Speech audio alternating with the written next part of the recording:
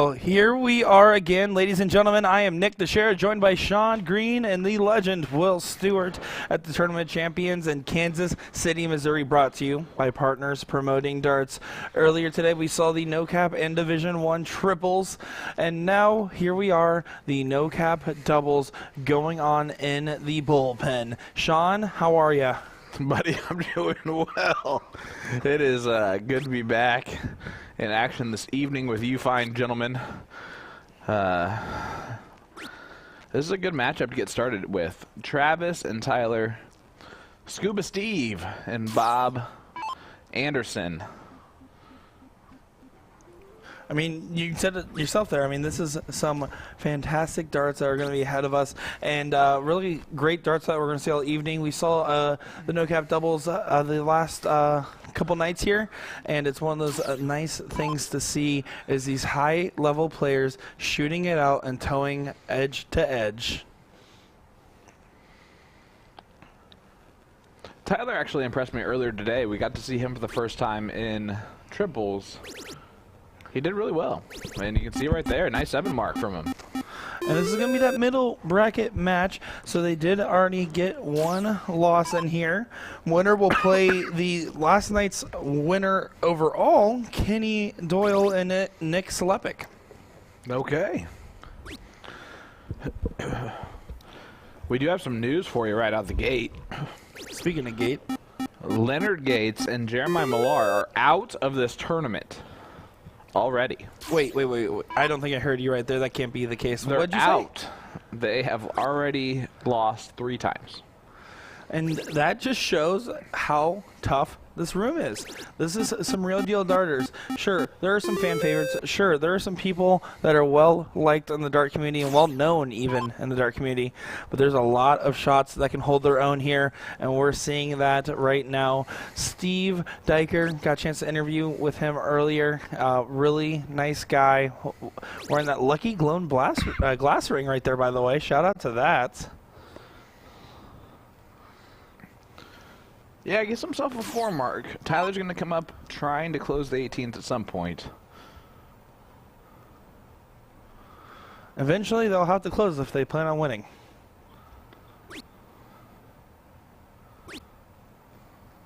Yep. He does get it closed. You called it perfectly right there, bud. Bob Anderson, someone we feature on the stream a few times here. Super Darts sponsored player, and has been doing well with Scuba Steve. I mean, they're looking for a first place together, but they have done some wonders every time we feature them on stream, and some quite big wins for them. Yeah, Scuba and Bob have been around in the Green Bay, Wisconsin area for quite a while. Taking on Travis here, who had quite the experience himself on the CSE Challenger Series. Ended up in some controversy. And not to his own accord. Not to him or the other player. It definitely was not his fault or the other player's fault. It just happened to be a error from the board's perspective that worked out in the favor of Travis's opponent, but Travis was really great throughout the whole experience. It was really well done. Yeah, I went up to him out there, and I just wanted to tell him face-to-face. I was like, listen, man, you are truly what sportsmanship is about. There's a lot that goes into these tournaments, and a lot on the line between just the fact that most of these guys want to win and everything else. So when something goes wrong, to handle it as well as he did when it was already outside of his control is pretty interesting to see and very rare. It's a nice refresher, if you will. Yeah, very admirable. Well, not as admirable as the dance moves back there, but don't tell Dancing Danny. He's got some competition. That was a pretty decent moonwalk.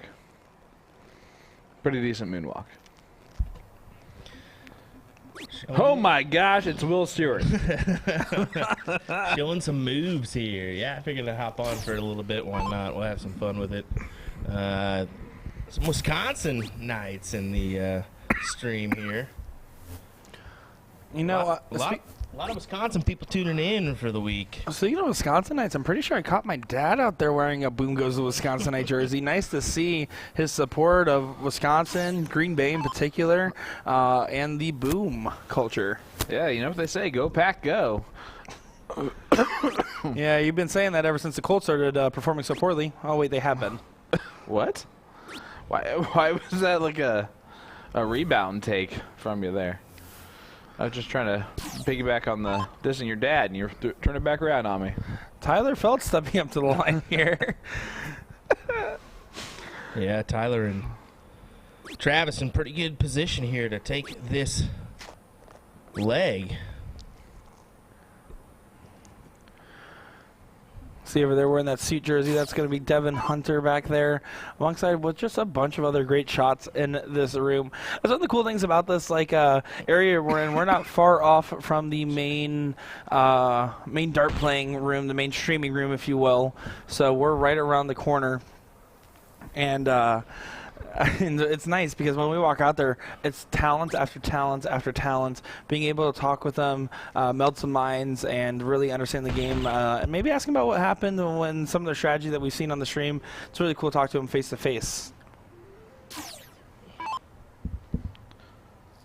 Paul Rogers saying, "I hope he gets to feeling better soon." Sean Green. Thank you, I appreciate that, bud. It's I've had a little bit of a cough tonight. Yeah, he's been well, you're experiencing just a little bit of a cough and itchy Felt a little throat. bit better earlier today. It's come back though.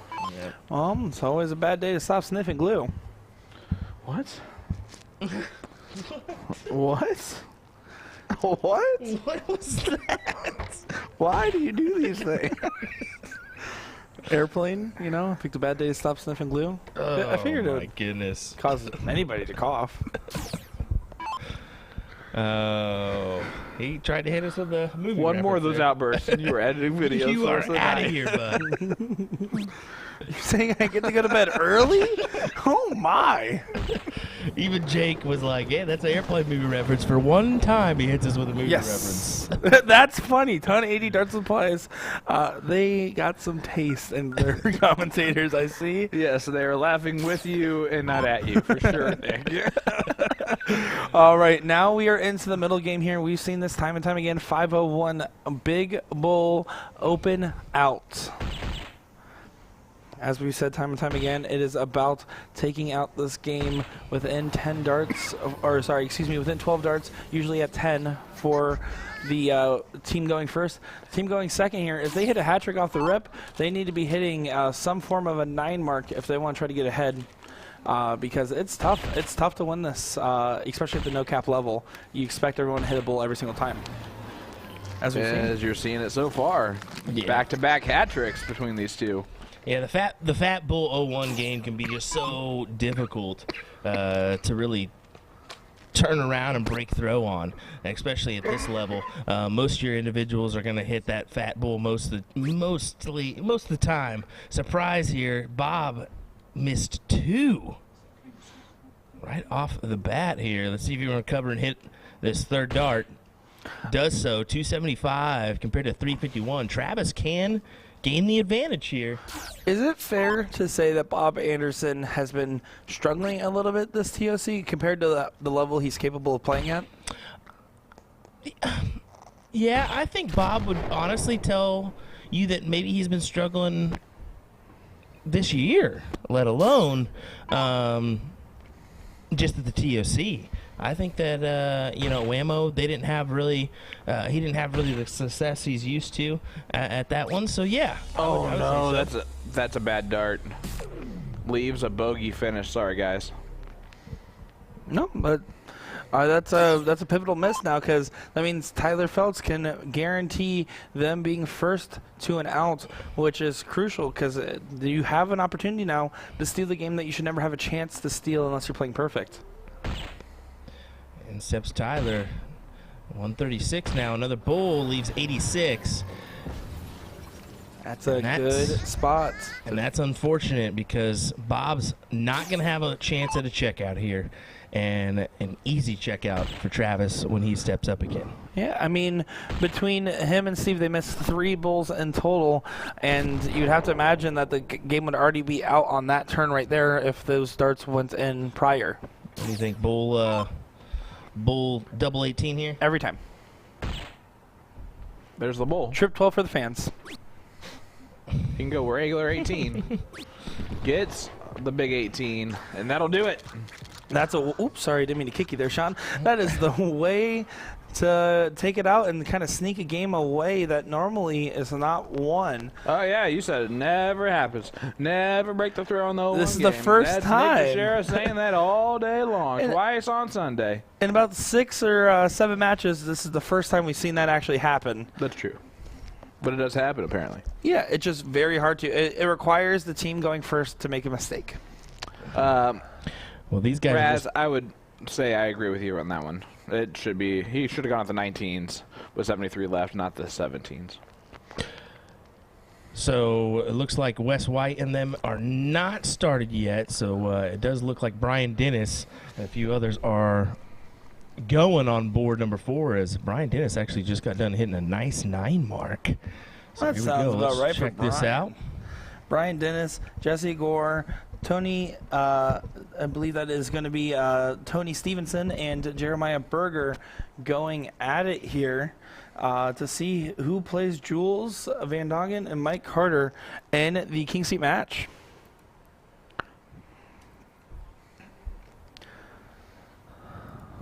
I sure do hate that view. So this is going to be game 2 with Jesse Gore and Brian Dennis winning the first leg. So therefore it is 1-0 in a race to 2. Laura, hello. Thanks everybody for joining us here. We definitely appreciate it. Give us a like and a follow if you have not. Trying to creep up on that 20,000 mark. We're not too far away on USA Darts. Partners Promoting Darts. We're creeping up on that 10,000 mark. So give us that like, give us that follow if you would. We definitely appreciate it. Subscribe to our YouTube pages if you're watching on there. So you get a little flicker of the lights. Rutrow. Oh, yeah, it looks like the power actually flashed. The board reset right in the middle of this. He's like Jeremiah Berger about to grab the darts out of the board. They actually are going to have to probably replay that second leg there that they just got into. That's a bummer. Because Brian Dennis had a 9 mark and was looking for another, it looked like. Yeah, if that happens, assuming the game doesn't immediately load back into the same spot, the typical ruling would be that they would have to replay that leg. Of course, that's weird because it should just reset to the right spot. It should, but it doesn't always. So they're going to have to see. Right. Well, while we're doing that, I guess we'll just kind of... Tony's in his hey dudes. I appreciate that. And it's only this one. Actually, let's hop on over to board number 1 because they're in action right now. Their board didn't go down. That was a weird little power surge that the building had there. It may be the power strip. It could have been the board itself. Who knows? But we're live here. Let me go ahead and change that board around for you so we actually have our board number 1. Derek Hinkle there hitting a 7 mark, and someone I actually got a chance to interview as well because he is was the representative that interviewed on behalf of Horizon Darts, L-Style, and Monster. Well, look at that. Big boom goes a dynamite. 7 mark for Hunter Van Beek. Crummy man. Dr. Handsome Johnny Lackey here, a man that has educated me on darts fashion and looking sharp in tournaments, although he admits this is the first time he's ever gone to a dart tournament without bringing slacks. His reason? Because of COVID, he's been playing in jeans. Well, here's Wes White. Don Kirby saying, I'm at the hotel down the street, and power went out for a second there as well. So, yeah, it looks like there was a little weird power glitch in Missouri here. Cal must have tipped over or something. That is weird. That's Don the Chatterbox. I was wondering why I couldn't hear you. Down the street.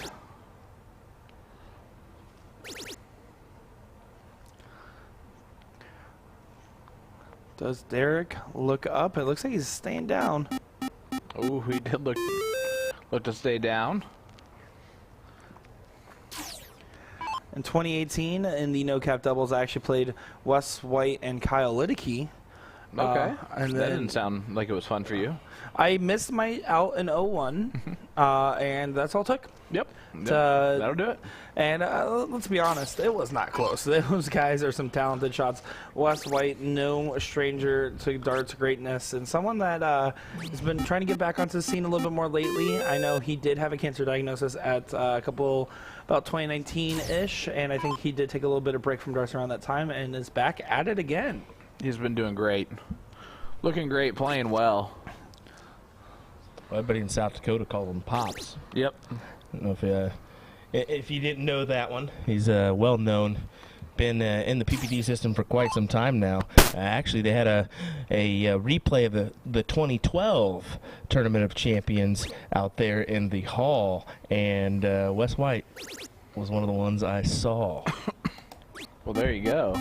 And not to toot our own horns, but it is kind of crazy looking back at some of those old footages, seeing the 2012 tournament from 10 years ago and how the broadcast looks nowadays, and just seeing where darts has grown since then as well. You ain't a wolfing.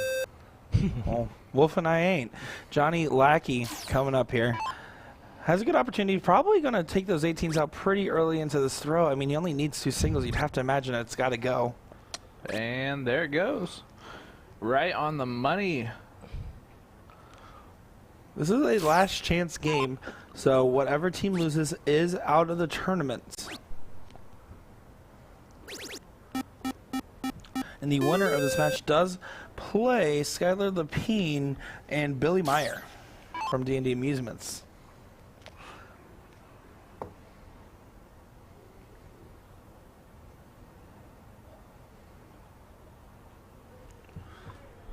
Derek drops his second dart. Going to regroup here.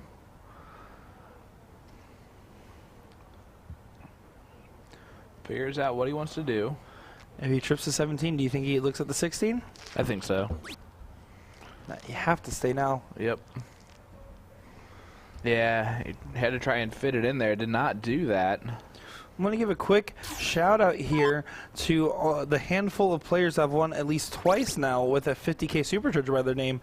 So far, there's players. These are the players with 2 or more wins. Big darts in first place, regardless of what division they are, they still get a share of the $50,000 pool. We have Ben Drew, Chris Coons, Jordan Z, Karen McGee, Ryan Westover, Brandon Westover, Todd Weigman, Brian Cassidy, Joseph Seaberger, Caleb Hunter, and Bobby Ames. They have all won at least twice in first place, meaning right now those players are getting an extra $1,300 in their pocket on top of their event bracket winnings. That's awesome. Yeah, good stuff indeed. Nice little added bonus for just being here and winning an event. And we'll see after this evening, the final totals will be in place because, of course, players that have won this morning in first place and players winning this evening will change that amount, dollar amount, and there's going to be new names on that list. But I just want to give a little special shout out as I saw that stat up on the screen and wanted to let everyone know. Well, here we go. Hunter Van Beek to take out Johnny Lackey. That'll do it. Hunter's a young buck, isn't he? He is. He's 23. We asked him last night. His lovely wife, I believe it is, or girlfriend is Madison back there. 20. How about that? To be 23 again, I couldn't even imagine. Yeah, 1 year ago, bud. Here's Alrighty. Maya Berger. Yeah, heading back on over. This is Maya. No, this is Stevenson. Yeah. Anthony. That's Yeah. weird. I think what happened when they reloaded the game they might have reloaded it at the right point of the game, but maybe the wrong throw order. Very interesting. Real weird. See, they're just now realizing that they... Nope, they just now realized what they did. Yep. They're That's not good. gotta get help now. That's what I was just about to say. I think they just realized it. Well, we're going to have the PPD staff, or they're going to have the PPD staff take a look at it, or at least agree upon a solution themselves here. Why don't we take a look at the bracket in the meantime while they figure this out here? That's me. Oh, Well, it looks like they're going to play through it. okay. Doesn't seem like it's going to be super impactful here. So maybe they just decided, hey, forget about it. Don't even worry. Let's just play through it. And mistakes like this happen. If Brian Dennis wins this, Brian Dennis and Jesse Gore win this, they will be going to the king seat match, guaranteeing themselves top 4 position.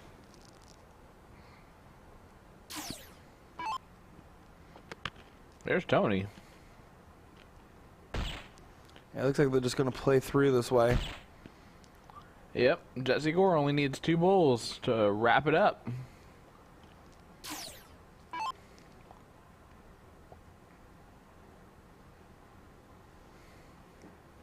I expect to see him to go here.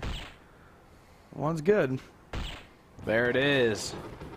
Jesse Gore takes it down. Let's go. Neil Big Boy saying, is this streaming on YouTube as well? It is over on USA Darts over on YouTube and Darts TOC on YouTube as well. Well, well, well. Look who's sitting in that king seat spot. If it isn't our good buddy Jules Van Doggen and Mike Carter. So they will take on Jesse and Brian in that king seat spot coming up next. Exciting things ahead here. On the other end of the brackets, it looks like on board 1A we have Isaac and Johnny, Tony and Jeremiah called up there, but they're going to take a few moments to set up here. So looks like we're going to take a quick little break here, jump to some ads for a moment while we wait on our next match, and then we're going to be bringing the action right back to you. But of course, I am Nick Dichiria, joined by none other than the legend, Sean Green. Thank you. And of course, Will Stuart, the GOAT of USA Darts. Don't go anywhere, folks. We have some darting action coming to you in just a moment. Don't go anywhere, guys. Darts.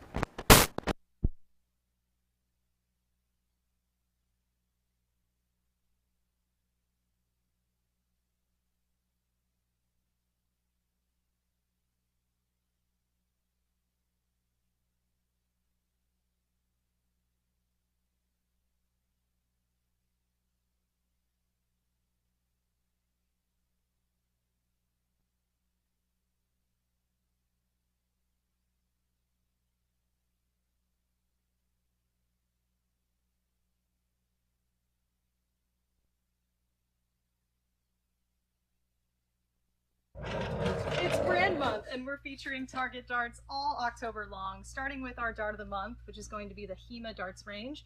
Purchase any Target Hema barrel, and you're going to receive a free gift consisting of select assortment of 3 Target flights. We're also offering select Target accessories for a discounted price, including our huge variety of Swiss points, as well as an assortment of shafts that are all red in color. So we've got the Pro Grip Evo shafts, the standard Pro Grip shafts, and also the Pro Grip Ink. So the idea is you can complement your new Hema barrels and have everything match. We also are offering the black pixel tips, and finally select Tacoma cases. For example, the red ink case, one of my favorites. So match up with your Hemas. And finally, A to Z Darts is offering a Think Pink promotion. So you can select printed L-Style flights. If you buy 2 sets, you're going to receive a free L-Style goodie bag consisting of flights, Laro shafts, and tips. So that's like a $18 value. So it's a pretty sweet free gift for what you're putting in for the sale. Think Pink, y'all. Thanks so much for watching. I hope you enjoy the month of October. Have a great Halloween. Love you. Bye.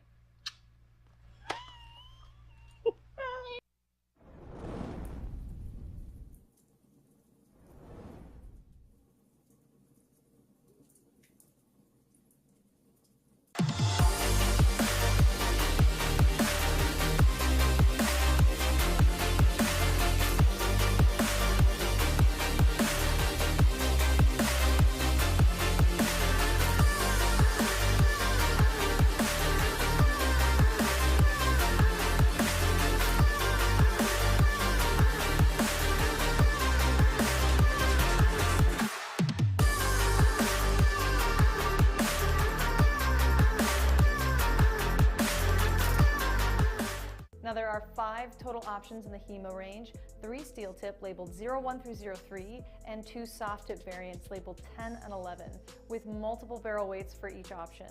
Now, common themes that they all share are bold red and black accents along a silver barrel. They all have striking radial grooves in certain sections that are offset by small axial cuts. And all steel tip barrel versions are fitted with smooth silver Swiss points. You can purchase these barrels on our website, usadartsproduction.com. Just look for the link in the description, and I hope you enjoyed this review as well as the rest of the 2021 launch. We've reviewed it all, so be sure to subscribe to our YouTube channel so you don't miss out on future range reviews, as well as our review of the new Target dartboard. Thanks for watching.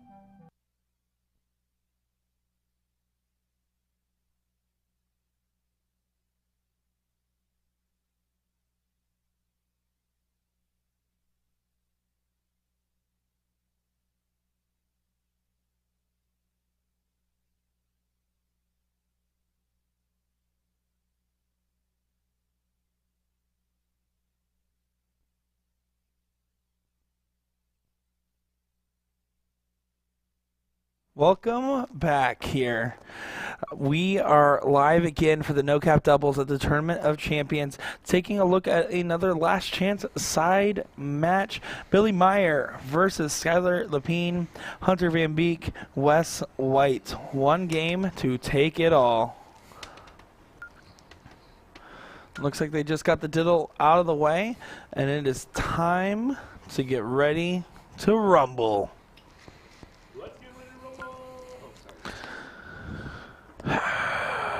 Y'all ready for this?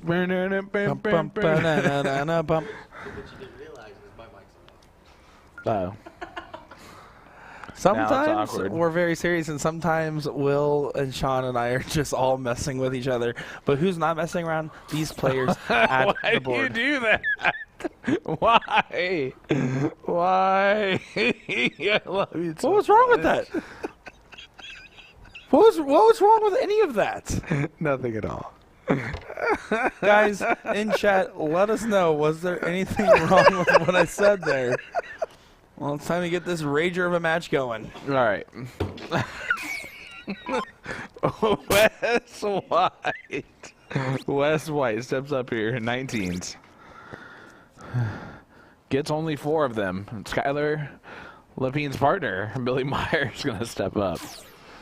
4 marks for both teams to start off here. It's a great shot from Billy. Jeff, I like his throw a lot. it's clean. It's very, very smooth. Jeff Helmer saying, what division is this? This is the no cap division. So there's divisions 1 all the way down, I believe, to division 20. And then this is going to be the no cap division as well. Hunter threw the last start with some oomph and got it to sticking. That's what he was looking for. But is it enough? Not really. Skylar Lapine. He just pushed it straight from his eye. He kind of has that, like, almost like he pulls himself back as his arm pushes out to add a little bit of momentum to his throw. You see that a lot of times with players that at one point had struggled to release a dart. Try to use the rest of their body as, like, reminders to not have their muscles stiffen up and to let go. I mean, and that's something you have to do because the muscle memory is such a core component of throwing darts.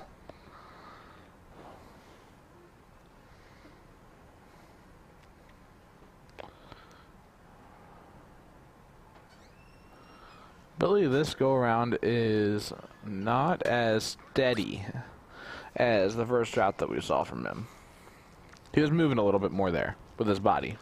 Well, it's also a little bit of the pressure. I mean, you know, if you lose this, you're out, and it adds some intensity to this affair. Well, Jake, be careful with typing it out. Now he knows where we are. Skylar Lapine stepping up to make his mark and kind of continue what they're heading.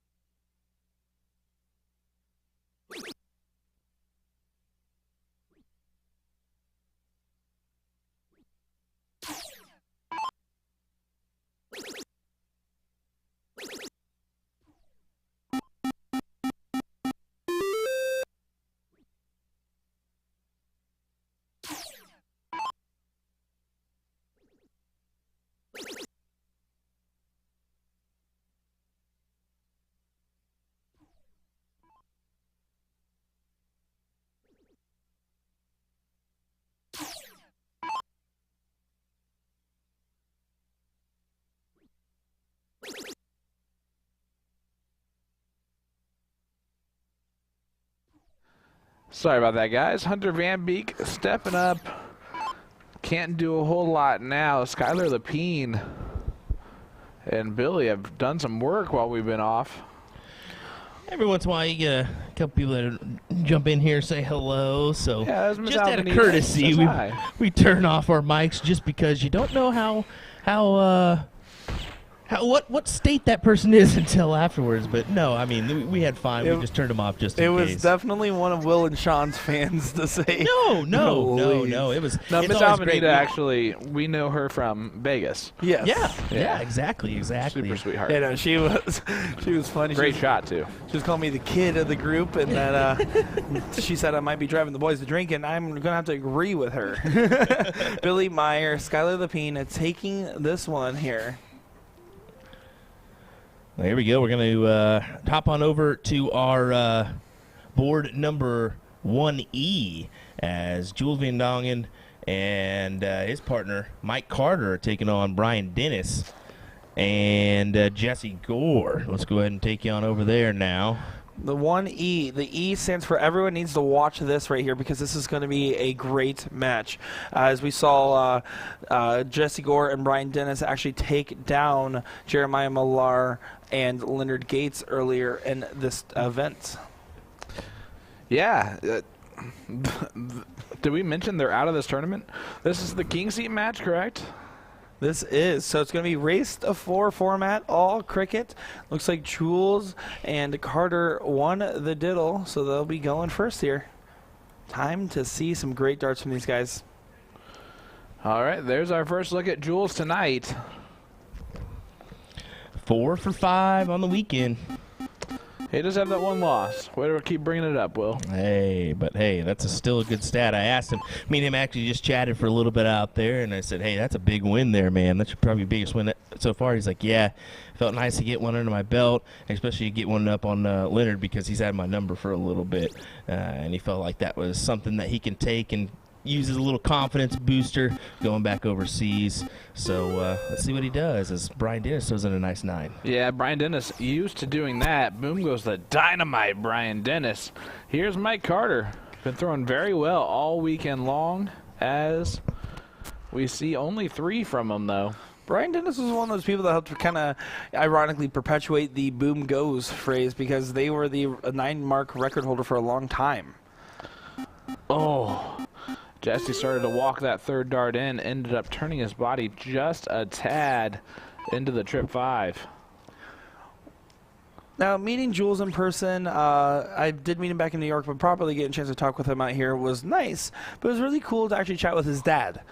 His dad just wanted to thank us for what we did and also talk to us about the experience of watching Jules in person, coming over here and checking everything else out. And he was talking about how surreal it is to see all this and kind of it makes it feel a little bit more real when you're in the room. And really, he just had nothing but kind words to say, and it was really insightful to talk with him. Yeah, his dad Jack's really nice. Oh, Brian. Uh-oh, what would Sean say? See, that last dart is sticking above the double 20. Jesse Gore does a shield the eyes on there. Throws. 1080 Dart Supplies here says, let's go Jules and Carter. Dennis and Gore can shoot somewhat good as well. Somewhat good is an understatement as Jesse Gore averaged over a 5.0 in our recent CSC and broke the Skybox curse, the curse breaker, if you will. I actually talked to Jesse Gore in his interview. He mentions that he's never had a nickname in darts. And so I'm trying to get this curse breaker thing started for him. It's okay. I'll go with Big Easy on Hinsey if you go with curse breaker on Jesse. Deal?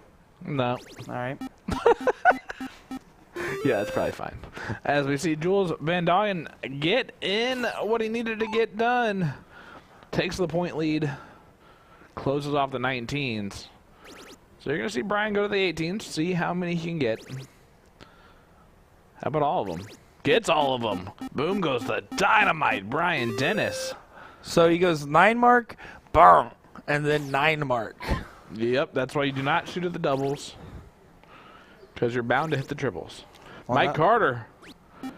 Oh, 7 of his own. I'm surprised he stayed there on that last start, did not move over to the 18s.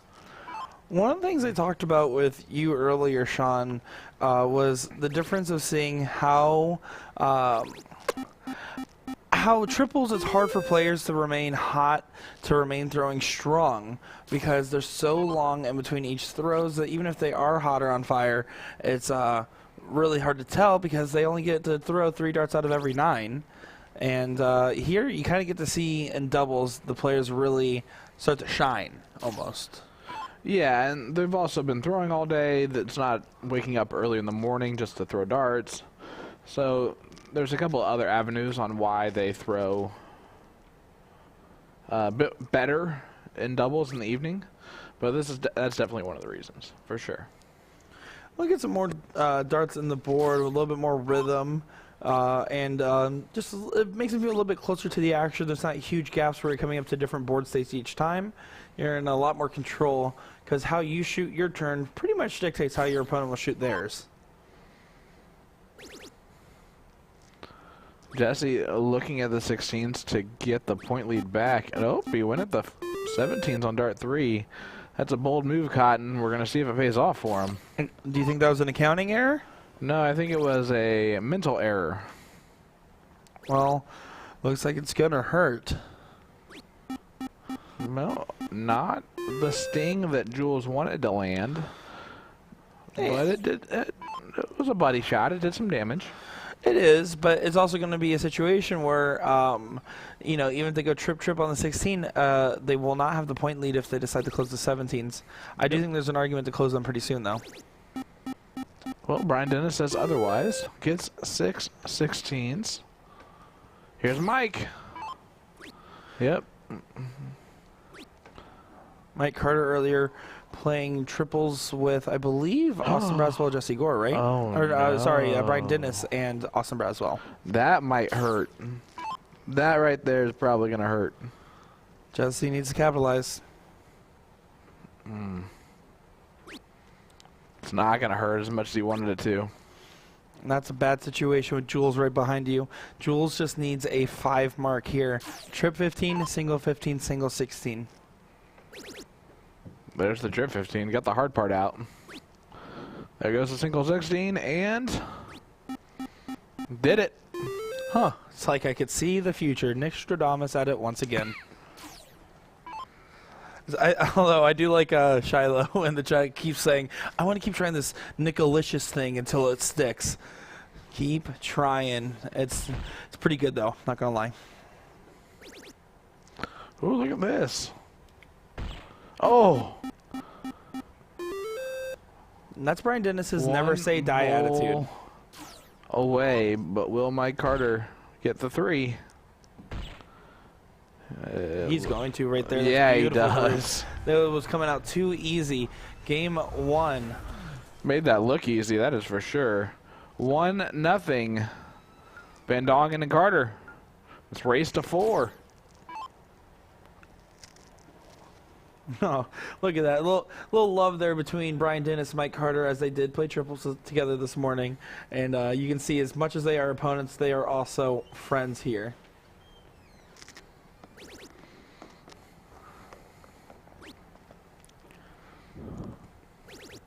Brian deciding to move over to the 18s. Gets 2 wedges and points the 18. Is it fair to say that normally that's not the ideal shot? But I think in a situation where you're going against Jules, kind of going a little wide, going a little bit more thermonuclear, might actually not be too bad of an approach. Well, we'll see what happens. So far, I like it. So far, I like it a lot. And it works well because his partner supported the strategy. If you're going to play aggressive, you're going to play by getting multiple numbers rather than big points, your partner has to support it as well. You can't have one and then the other. Well, we'll see what Brian does. A 4 mark get the point gets lead. ahead. There's over 665 of you guys in chat tuning along for the Tournament Champions. Make sure you give a like, share, maybe even a little comment. Let us know where you're watching in from because we appreciate everyone's support. Yeah, guys, let us know where you are watching from. Sean Green, Nick Dichiria, Will Stuart, live at the KCI Center or KCI Expo Center in Kansas City, Missouri, for the Tournament of Champions 2022. For Partners Promoting Darts. The CSI champion there hitting a round of 9. Yeah, boom goes the dynamite there for Jules Van Doggen. The thing is, though, his third dart, he had to stay on the 17. He couldn't take a risky close because there's 2 numbers open. I'm thinking that the 2018 opening has been paying off quite well. Yeah, I would think so too. There's the let's go from Jesse Gore. Jesse Gore prone to some celebrations every now and again, and if you are near him and he's playing one of the tournaments, people tell you don't stand near him because he'll give you a hard high five, the type of one that you'll feel for a while. We all have those friends.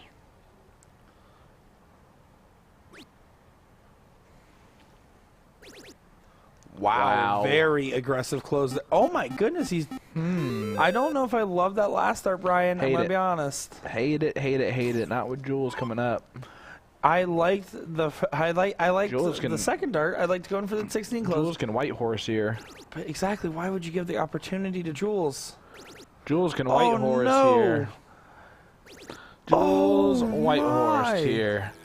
Brian knows. Wow. Look at Brian's face. He knew that that was a mistake, and he got punished for it.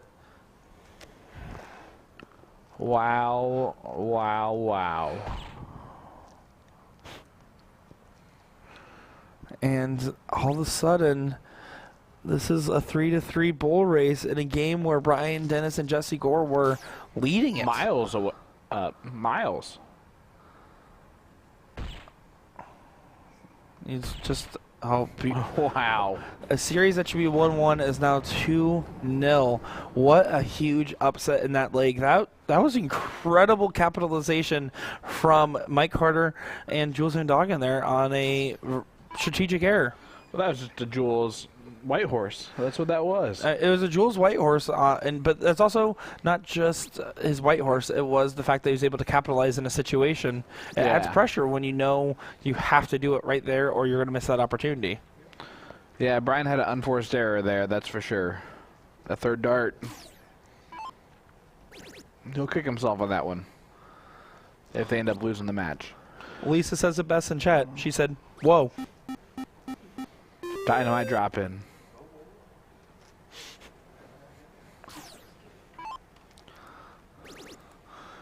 Jesse Gore has been playing so good in these legs here. I mean, look at that. He's not really missing much. Jesse Gore has been consistent. He's feeling good, and as I've told him in the past, his game has went from great to greater lately.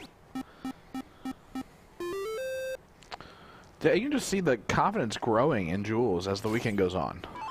He's just getting more and more confident, more and more likely that he's going to hit the shot that he needs to hit. I got an urgent report from Carly Griggs right now. I just got a message from her saying the brackets for the finale are about to go live. So after this match, we're going to cover those finale brackets. Ooh. Super exciting stuff. Threaten me with a good time. Well, I know just as much as we're itching to see who's going to be playing in the finale tomorrow with what partners, these players want to know. Yeah, they need most of these players, unless they find their partner tonight, won't meet them until they play tomorrow. That was me. When I played in my finale, I didn't meet my partner until the draw was about about 45 minutes before our match. And he said, "You want to go grab a drink in my hotel room?" And I said, "Absolutely." Yep. And a new friend was made that day. Yep, absolutely it was. That's what you need to do. Mike Carter needs some 16s. An 8 mark will do it all. Oh, Mike.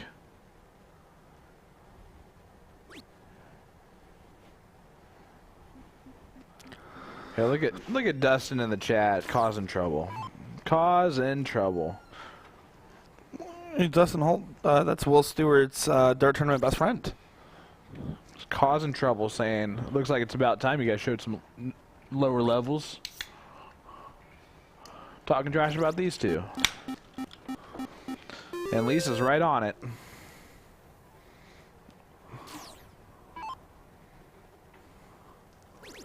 15s are going, and he's going to have to hit a lot of them.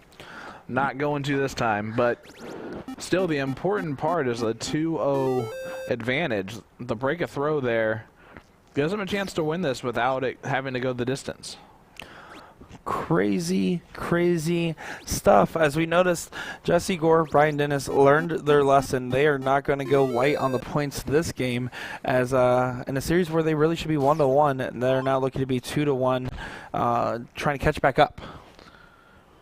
Yeah, Mike Carter just practicing the trip 20 there on Dart 2, knowing that here we go, 2-1 lead if Brian shuts the door.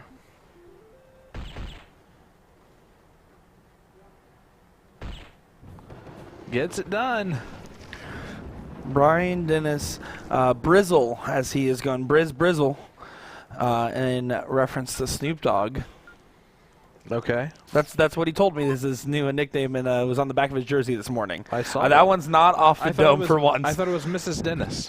No, that's his other nickname. You know, someone commented, "I love me some Mrs. Dennis," and then Brian copied and posted that same comment. They said, "Well, we would hope you do," because Allie Dennis is a sweet, sweet lady.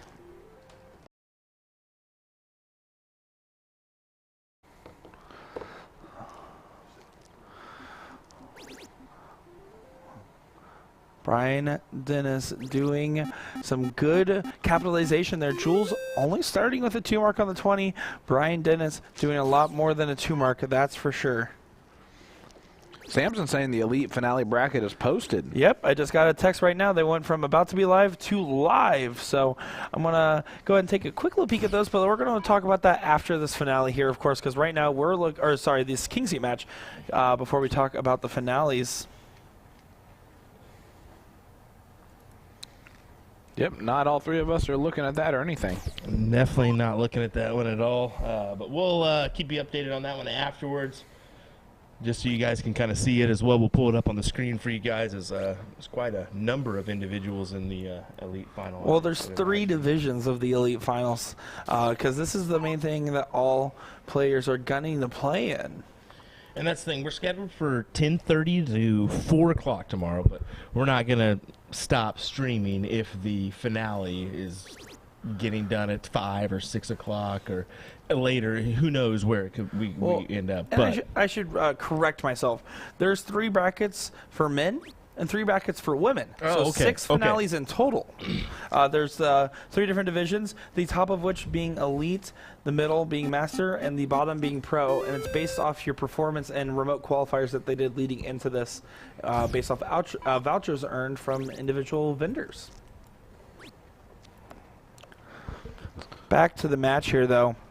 Mike Carter needs to find another 19 here. Had to regroup.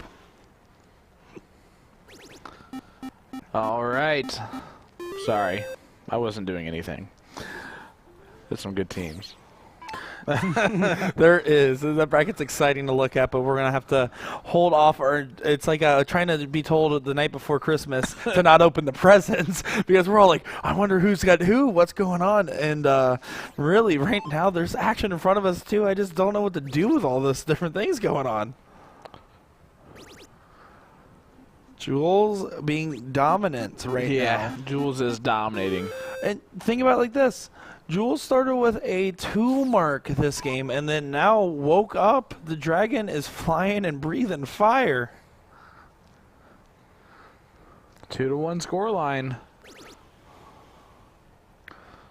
Trying to extend it to a 3-1 scoreline, but Brian Dennis, 7 marks on the 16.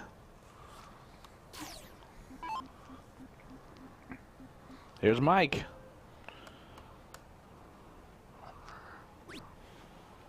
Get rid of the 16. Nope, stayed on the 19 the whole way. I like that move. Jesse had a little like smooth dart flip. That was nice. I never trust myself to do that in a actual match play, because I'm always worried of looking silly right before my turn. You have to pick up the dart. Yeah, Everyone you know, so it's one of those things I've never actually done in a tournament. I already am goofy enough as it is. Jules, the backbreaker follow-through works every time. It's kind of weird. Have you noticed that?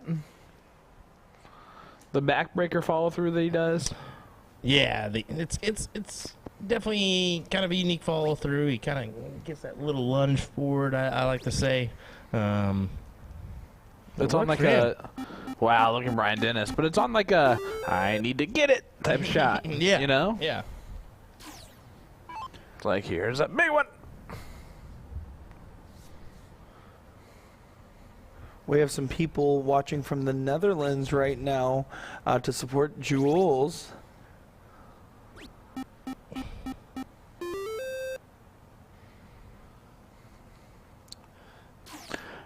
Jesse Goyer, the opportunity to get himself and his team on top. He's looking at that 19. I think he has to go out. Oh, he stayed. Oh, I don't know if I love that move. I understand taking a look at it, but that's so risky. I love that move if he hits it. Well, here's the thing. If you're going to take a Now I shot hate at it, I feel like you stay on the 16 twice.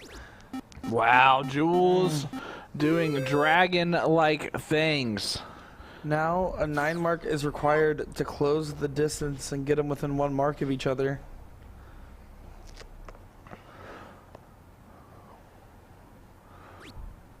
Nope, cannot do that. Brian can follow it in from there, though. Kind of work it in. Field goal, posts are set up. Can he kick it through? He does, but that's not going to be enough. Mike Carter will look straight at the 15s. Raz in chat saying, I agree with Jesse there. I'm not saying that the close was bad per se, but the fact that he said 2 darts at it is so risky knowing who's behind you. You have to play to the person you're playing against at least a little bit there. Well,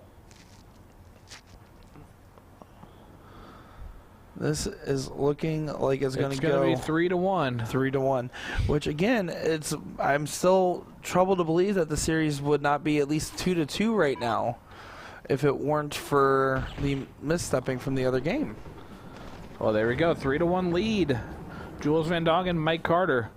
They've been a pretty dominant force this entire weekend. Keeping it going today. 3-1 in this series now. Match point for Van Dongen and Carter. Gore and Dennis need to find some fire and not only win this, but then break the throw as well.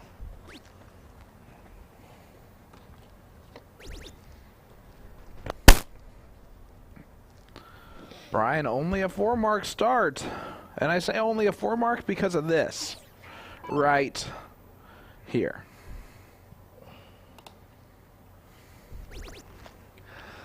Well, you might be right there, buddy.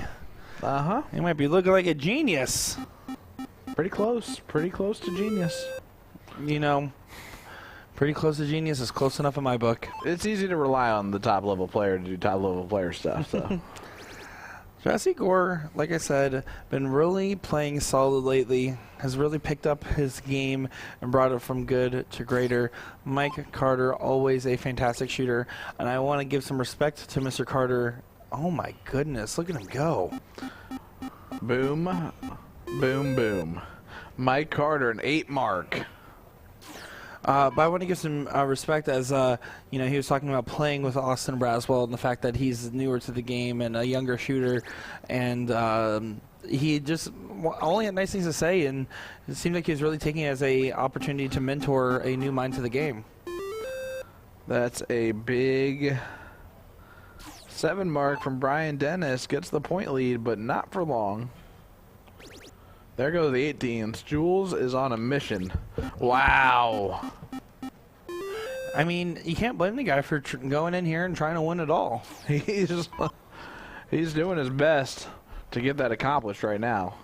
When you have multi-day tournaments like this, and maybe Will has some good advice on this as well, as he's covered a lot of these events, you typically notice that when you have a room full of high-level players, there's always that 1 or 2 that are truly just feeling it that whole weekend. Would you agree with that? Oh, yeah. There's definitely going to be your individuals that are prepared, put in the time, the week to maybe the month prior to the event. Maybe they're just feeling good going into a month's string. It's just like a baseball player. Sometimes you are on a streak. Sometimes you're on a streak of bad luck.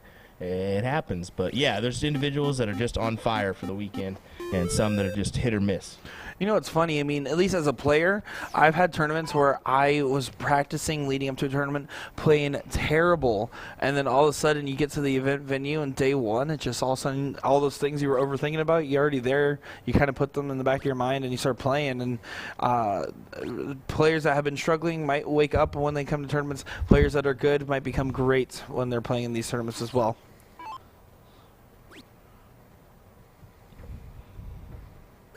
Well, Jules is great, and he's going to show it again right here.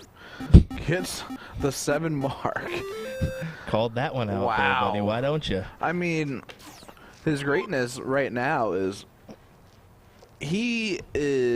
Mike Carter's doing a great job. Okay, there's nothing against Mike Carter, but Jules is just not missing. No, he's not missing. He's feeling confident in his stroke right now, and they're meshing.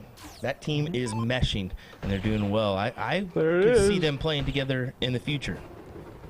Great shooting there from Mike Cutter and Jules Vandagen.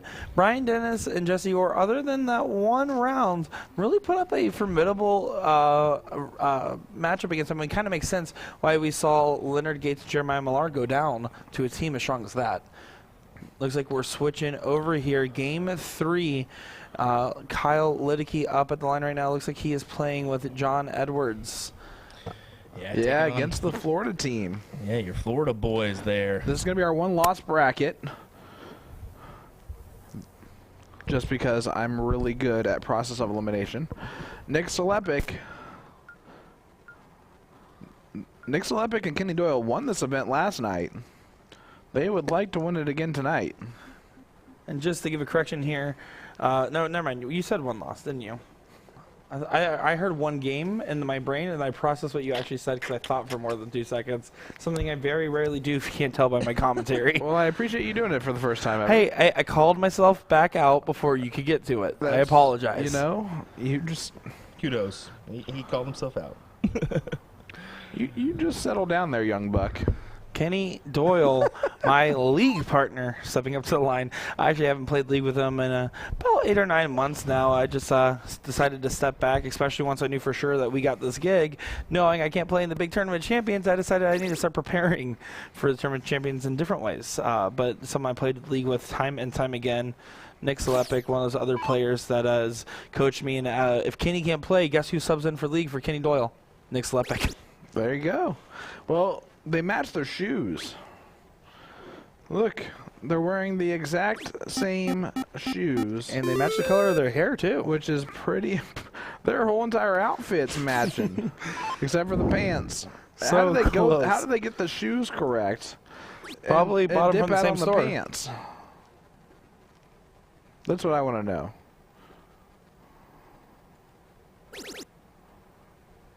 Still looking great right now. Here's John Edwards. And look at him go there, doing some damage on the 19s. Alexis say there for all 3. Boom goes the dynamite there for John Edwards. Kenny Doyle, on the other hand here, needs to regain the lead that was just lost as we're in a true 20-19 battle. This is round 7. Game 3.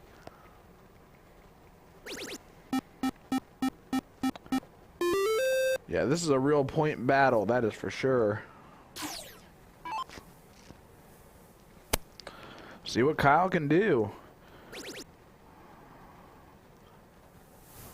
Kyle won the no-cap triples this morning, and that's how he got it done. Boom goes the dynamite Kyle Liddicky. Back-to-back 9s for that team. Kyle Now Liddicky, find themselves in control. Kyle Liddicky, 2018 CSI winner.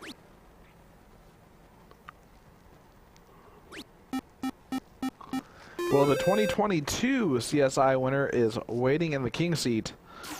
Who will he do battle with? That remains to be seen, as this bracket still has a bit of time left to go.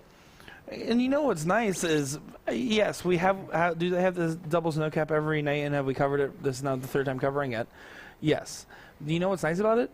How many times has this bracket shaped up in different ways? Every time. Actually, technically, the first night and this night has been pretty similar. I was hoping you'd let it slide. Kenny Doyle not going to let this game slide, though. He's going to put everything he's got into it. You can see the fire in his eyes.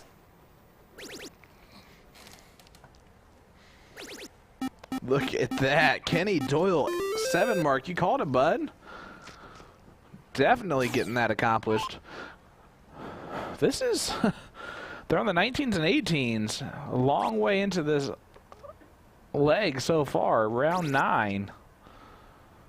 There's the point lead. And he stays there. They're okay with this going 20-round limit. Wouldn't you say? Yeah, I mean, you're going to have to be okay with it, because if you don't have a good opportunity, you're not going to take too big of a risk on game 3. And if everyone's shooting the same, it's about who has the most at the very end here.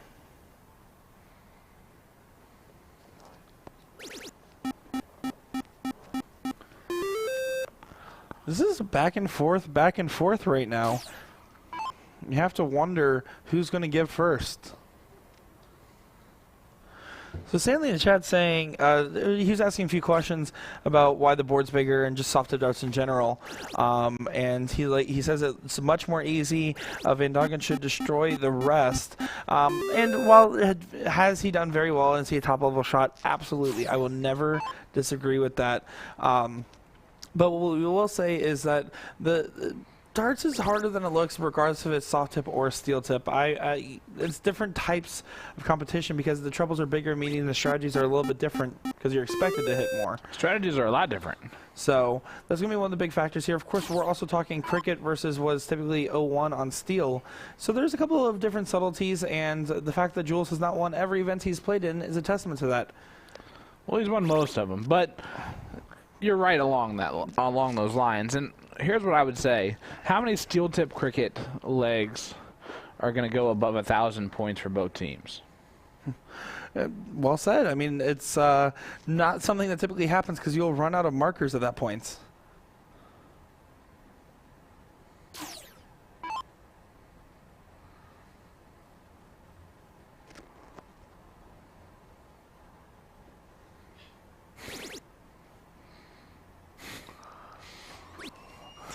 Chat's getting weird.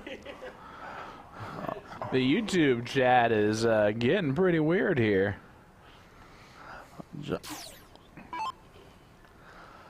John Edwards stepping up. I mean, this is a tight battle because you expect him almost to hit at least a 7 mark in return. If he gets a single here, he has a point lead. Might go for it, but he might stay. Both are good. He goes and hits. But was that a risk willing to take? Kenny Doyle just needs 4 16s to regain the point lead. Both strategies are worth considering there. I don't think there's a correct one in that scenario. It's about your play style at that point. You won't know if you did the right thing until the next shot happens. In that case, it looks like they did the right thing. Do the same thing.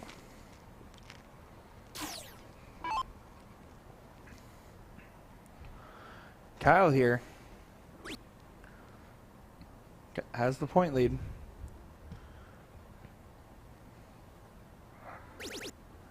Expands it by just a few. Gonna be now a 15-17 battle, it seems, as this game is poised to almost go all 20.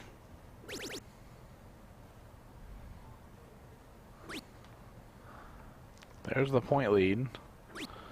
Ooh, he went for the close there. Ooh. It's I think they're trying to avoid a round-out scenario because the lower number versus the higher number in a point-only battle will obviously be harder to win on. Well, you can see Kenny shake his head in the background and go, I don't mind that. Yeah. And Nick and him conversing about it, saying, I might as well take a shot at it. See what I can do. John looking to take advantage, though. Needs a triple. Stayed there and hit the triple. But see if Kenny can come back and do the same. Kenny looks like he's primed to capitalize here. Kenny always looks like he's primed to capitalize. He's got the same exact look on his face, same exact stance, no matter what. Triple two, triple two.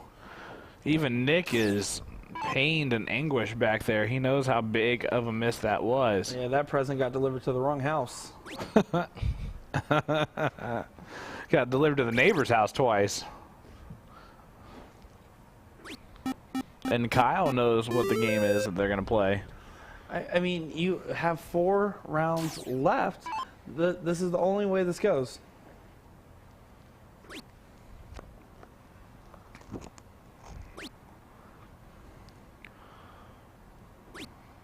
Unfortunate. Nick Slepik having a pretty strong TOC for himself has had a good after what I would say is a period of him struggling. And he'll say that himself. Now he's really been grooving again, and just unfortunate time for him to have a little slip-up almost. Well, there goes the 15s. I like the 16-15 transfer. I don't know if I like the 16 or the 15-16 transfer, but John Edwards does. And he stays there. And that's important because it really gets Kenny and Nick into a mathematically eliminated position here if they play for a round out. It almost kind of guarantees that this leg is going the other direction for them.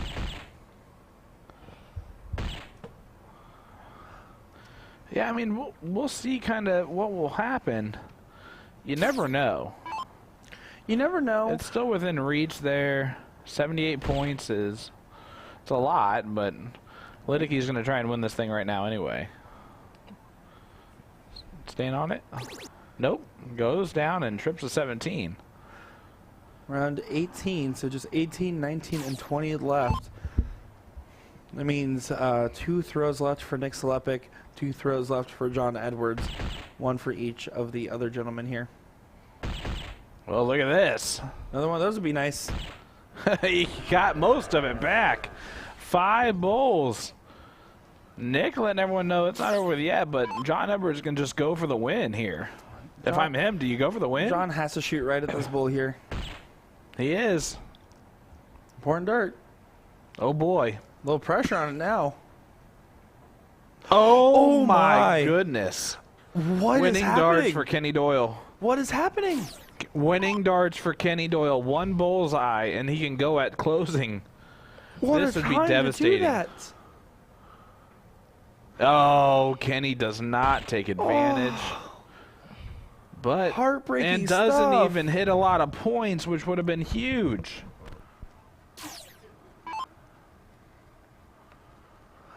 Oh my. Oh my. I'm speechless here.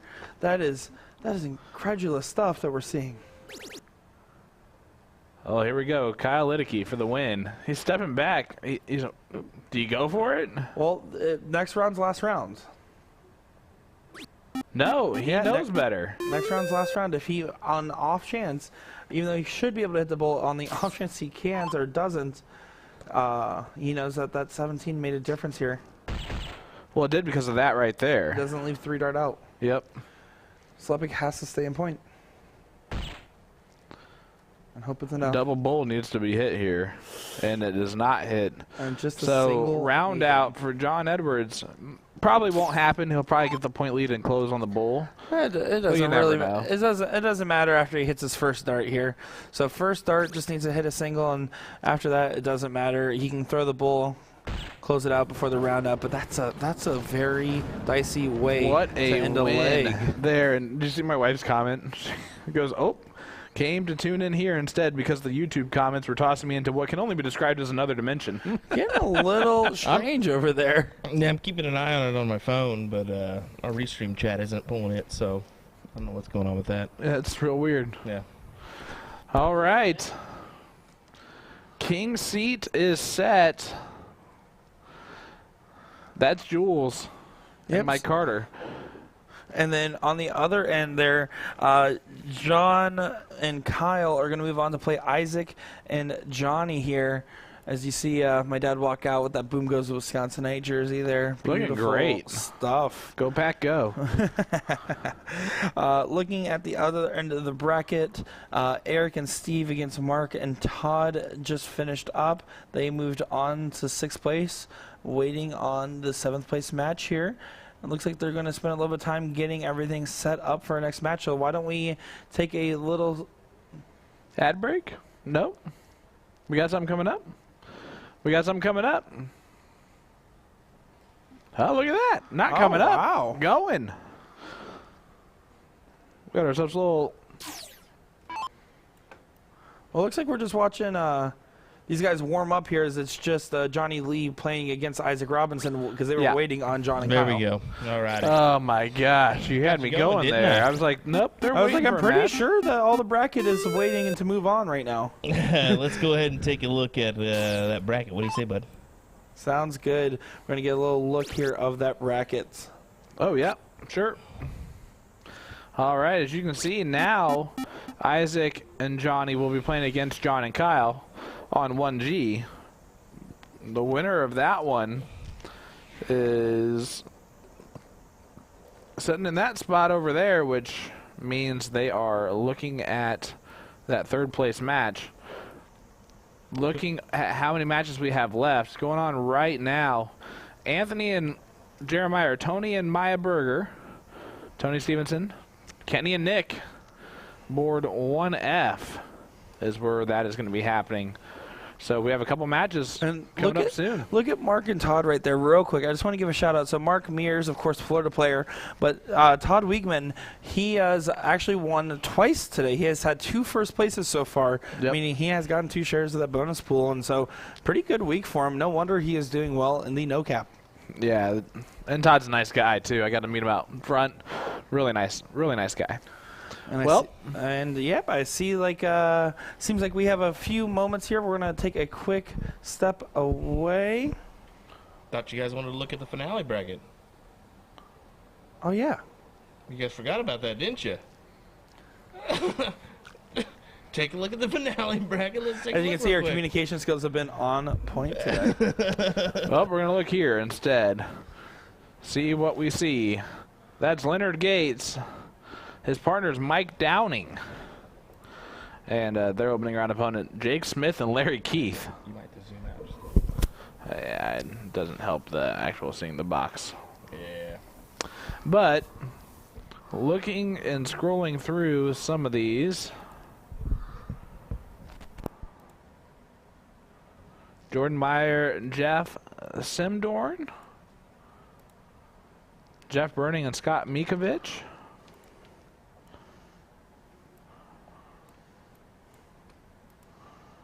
Jesse Gore, Corey Lammers. How about that? Jeremiah Berger and Matt Graff. Pretty solid team right there. How about John Pilgrim and Jeremiah Millar? Interesting draws. There's some interesting draws indeed. Brandon Westover, Skylar Lapine. Sorry, Skylar, you had to play with Brandon. How about Dario Meza and Jules Van Dongen? Ooh, that's not a bad partner for Jules. Yeah, this is shaping up. They get to take on Isaac Robinson and John Campbell in the first round. And just a reminder, folks, this is happening tomorrow morning. Live stream at 10:30 for that event. So tune in For $20,000. Yeah, 10 grand First place apiece. team. Gary In a and blind Cole draw and format. My buddy Chuck. How about Mark Mears and Willie Walker? That's a solid team as well. Willie walking on water, Walker. All righty, well, there we go. We'll take just a quick peek there, and if you want to go ahead and head on over to CompuSport and check out the rest, you are more than welcome to.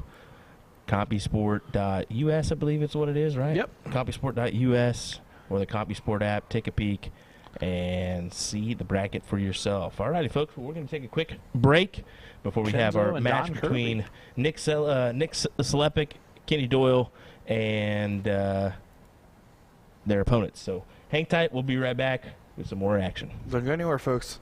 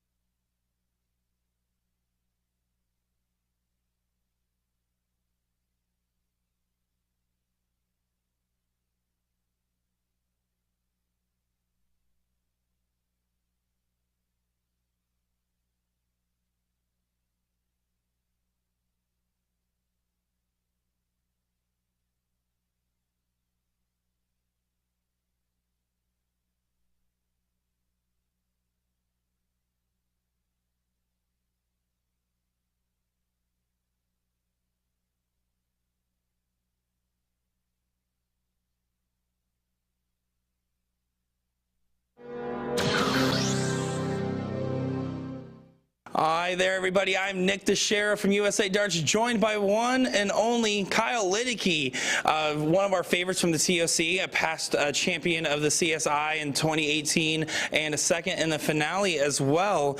Kyle, first off, how are you? Doing good. Thanks for asking. Playing a lot of darts and looking forward to a good weekend of darts, hopefully. Well, we're excited to see you out here because you're one of the most experienced players as far as not only darts, but specifically TOC and PPD. I mean, you've been a part of the program for pretty much as long as it's been around almost. Yeah, I'm not sure when it came into, but the first year was the only year I wasn't here, and after that I've been here every year since, aside from the COVID gap there, but yeah. Well, we're excited to have this tournament back in person. I mean, having 2 years off from seeing everyone face to face, it's nice to finally be back. Let me ask you this. Now, the CSC, we've seen you on multiple times now. How does it feel playing a remote tournament against top averages versus something like tomorrow you're playing the CSI, which is an in-person tournament with high average players? I like playing in person, probably more. I think as you get a little more involved, you're kind of connecting with that person, whether you're shooting, hopefully you're shooting good, but playing online though is great. I mean, you don't have to travel. You get the opportunity to play for the big bonus dollars against top caliber players from all across the country.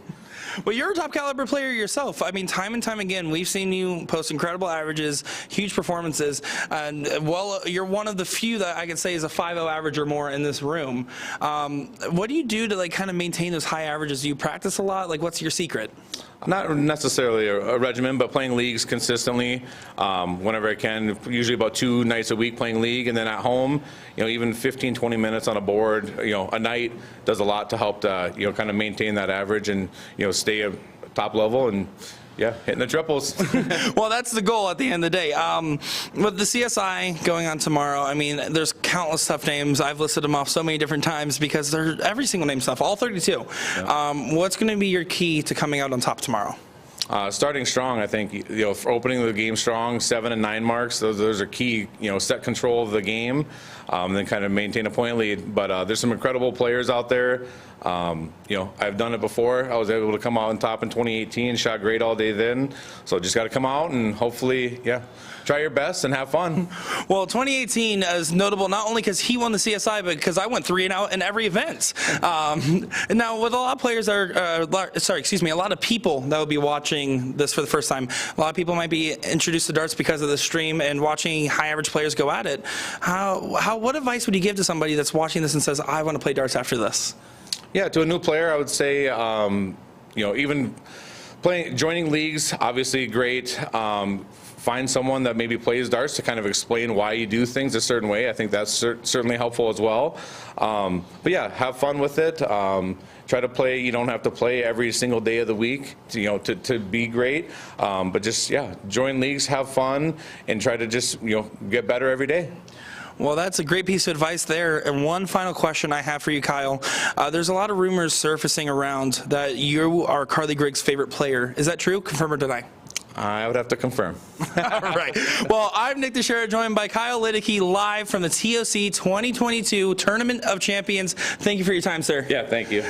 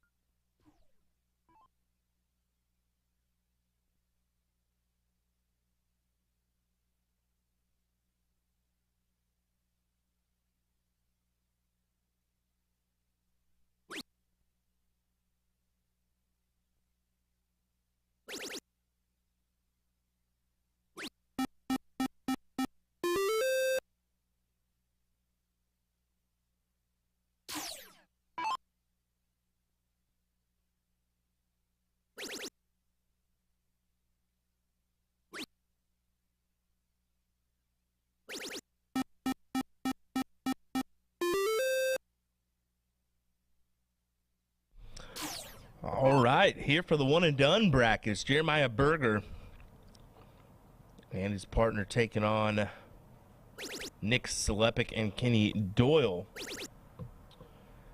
Anthony Stevenson's Jeremiah's partner. There we go. Had to double check and look at my game screen there as I couldn't quite see it on my monitor. Sorry about that. A little bit too small for me. These eyes. So Nick and Kenny, your doubles chance last night. Looking for another one, but they got to go the distance in order to do it. And I would do the cake reference, but I'm no Sean Green, so we'll just keep that to his own verbiage. But Andy Stevenson with a big triple there, looking for another, gets it. Nice 7 mark there, 300 to 209. Kenny coming back up. Gonna have to load up the triple 19 bed here. Let's see what he can do. I always look at Kenny's stance, and although it's all just unique to himself, I mean, it works. It's relaxed. He always just looks so like he just goes up there and just nonchalantly throws the dart as he goes, and I love it. I personally love it.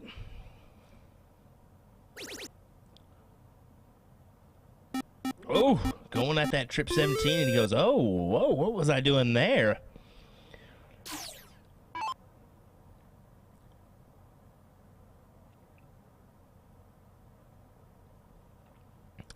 Nick kind of looking at those ones like, what was that? I think Nick is kind of experiencing, a little bit of off and on. He's kind of gets hot and then he gets cold. I think he's been experiencing that for a while with the weight loss.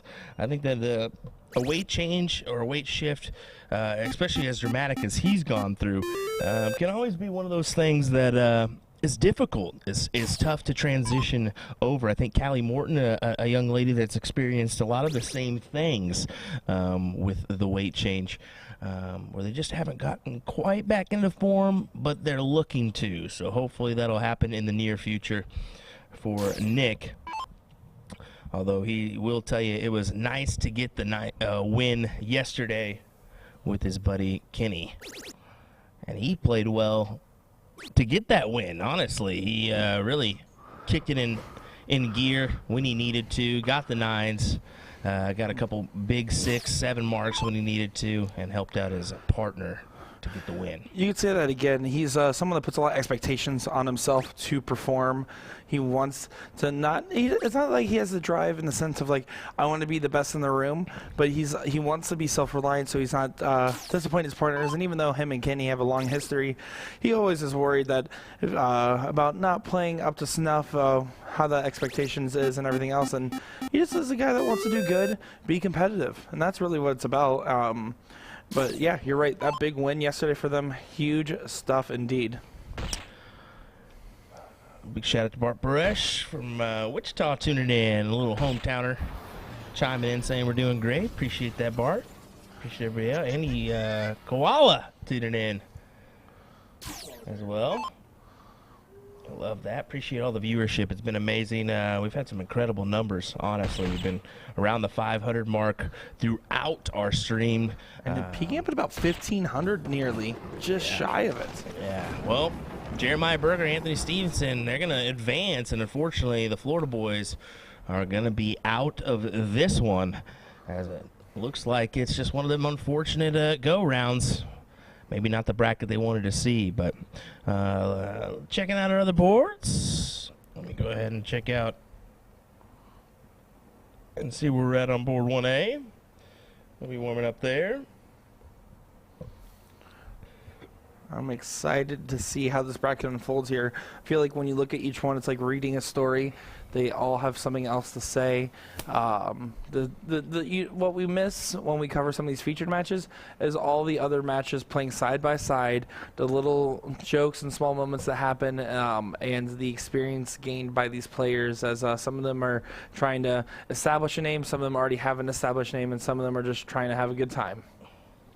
All right, folks, bear with us. We'll have another match here momentarily on our stream of the Tournament of Champions 2022 live here from the KCI Expo Center in Kansas City, Missouri. Thanks for joining us. We'll be right back. Don't go anywhere. We'll have another one coming your way in just a moment's time. Hashtag Sean is fired.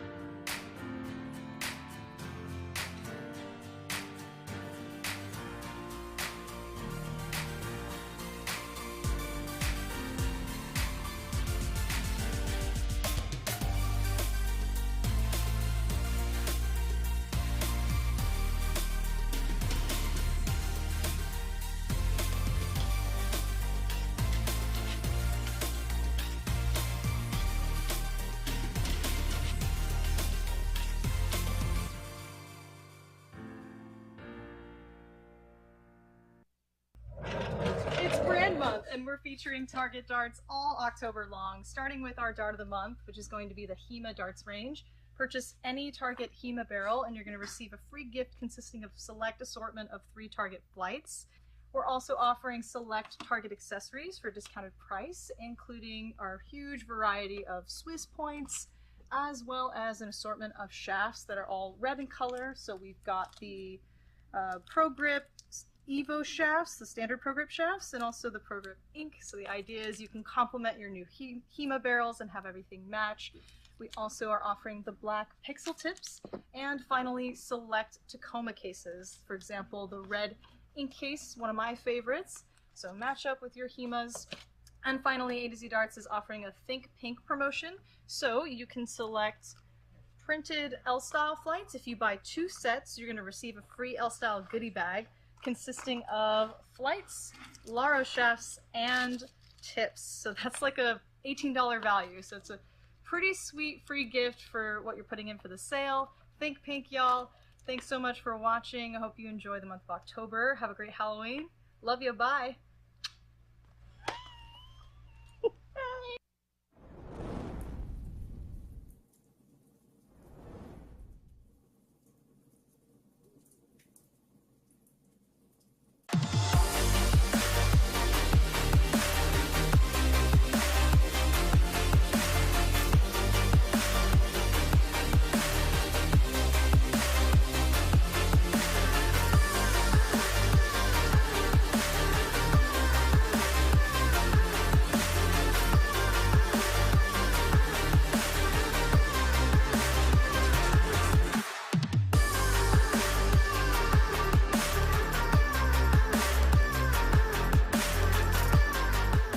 Now there are 5 total options in the Hema range, 3 steel tip labeled 01 through 03 and 2 soft tip variants labeled 10 and 11 with multiple barrel weights for each option.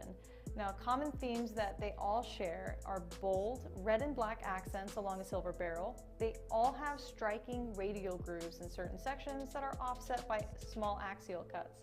and all steel tip barrel versions are fitted with smooth silver Swiss points. You can purchase these barrels on our website, usadartsproduction.com.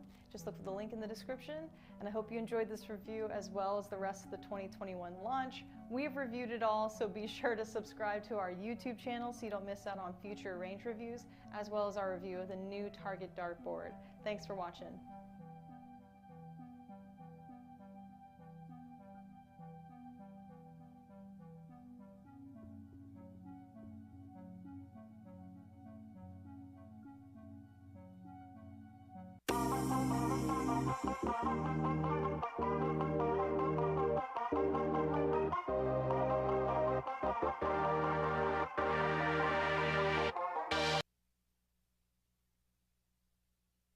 Alrighty, back here.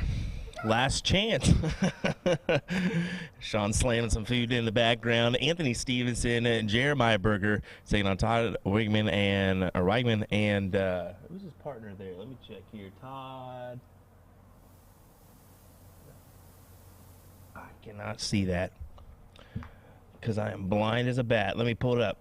Todd. Oh, Mark Mears, Todd. Well, that Todd is the Wiggins' first name. Dummy. Wow, well, there you go. So, yeah, Mark Mears. There we go. I can't believe I didn't know that one. Sean's laughing himself away in the background. Hey, Sean, give me a chance. I don't get on the mic much this weekend, and then you're giving me stuff for it. Come on. As I play cameraman this weekend instead of the normal commentary gig as well. Thank God. We're trying here. We just appreciate everybody tuning in and enjoying our coverage. So like we were saying earlier, some great viewership already. We definitely appreciate all the support. It means a lot. If you're wanting to find out more about the Partners Promoting Darts system, definitely head on over to dartstoc.com. You can find out all the information about where to play and so much more. Definitely get involved. DRTs, triples events, national events, as well as our TOC here every October. As we first one back in a couple years, since 2019, I believe was the last go around. Nice to get back in the swing of things, and I'm glad to be a part of it. My first TOC, Sean's first TOC, Nick's, I think, sixth TOC, as that's hard to believe as he's only 24 years young, but very well could be the case. Mark here, stepping in. Gonna have to open up another number, possibly 18s. Sounds good. I can handle it. Does go ahead and close the 18s here, but doesn't point any. So Stevenson, I wonder if he's just going to go right at the 18s here. No, stays on the 17s, pads some more points before finally going up at that last dart and collects. Good shot indeed. 7 mark there for him. Stevenson and Berger making a charge on this last chance bracket.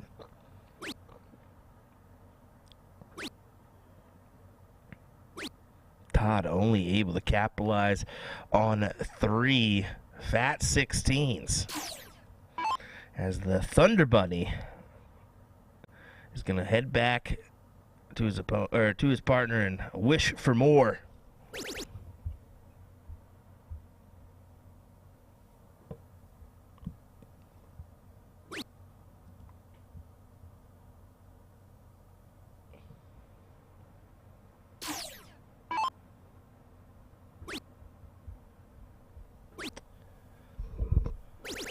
Gonzalo, we have no control over that one, man. The TOC or the PPD decides what comes our way. We were able to stream a little bit of D1 after our triples this morning, as we had a little bit of time, and we said, hey, if you've got some, bring them over. And they swung us on over for the conclusion of Division 1, which is nice. Of course, you wouldn't believe it, as Jules Van Doggen was in that bracket with Trisha Romero. Quality shots indeed. But Jules who? Jules Van Doggen, some Dutch Dragon guy, PDC player. Hey, you see in our chat right now is Jeremiah Millar. Jeremiah, let us know, how do you feel about your partner that you got for the finale tomorrow? As John Pilgrim decides to take off right away. Hey, I'm scared now. He's like, all right, I don't want to know. See you later. Well, John Pilgrim was one of those players that was really impressive on the CSC and someone that I see making deep runs in big tournaments. So having him and Millar together is a lethal combination. As Nick sucks up in the background. What? John's not in here, is he? Oh my God! I didn't see you over there. I'm so sorry. There. I mean every word I say. Wasn't paid to say it. No, that's good. No, that's good. That is good indeed. Alrighty. Well, looks like we're waiting on our next match. I see Jesse Gore warming up on 1E. I wonder if he's coming on our way. Who's the? Check out our bracket real quick if we can. Mark, yeah, you can pull it on up. Alrighty, sweet. Let's go ahead and take a look here, folks, if we can. Cut on over to that one. There we go. Wow. All right, so up on board 1B is going to be Tony and Maya taking on Mark and Todd. And then this is already happening right now. Kyle and John, Isaac and Johnny. Currently happening on 1G. Okay. That's at 7:12 p.m. So I'm guessing that one's got to be over with, right? It's probably in the third game right now because they do have that 12 minutes to start. So after that, they're going to be Still playing over an hour. 7:12 or 7:39 right now. You are looking at East Coast time, my friends. Actually, Kyle looks like he just won it there as I take a peek. Yep, Kyle and John winning that over the Knox Amusement boys. We might be taking a look then at the end of the middle brackets as that will decide who goes in third and who goes in fourth. So you'll see those two names will pop up over here, and we'll see who makes it. Makes it on through. You got to do the cough. We have some tough games ahead for these guys. Excited to see how this bracket pans out here, aren't you, Will? Yeah, I'm looking forward to it. Let's see how it pans out. Why don't you as well, folks, hang with us as we conclude our bracket this evening and our no-cap coverage of this doubles event. I'm Sean Green. That's Will Stewart. And that is Nick Dichiria. And it's beautiful because you guys don't know which direction I'm pointing when I say that. We'll be back with more after our short break. Don't go anywhere, guys. We'll be back soon enough.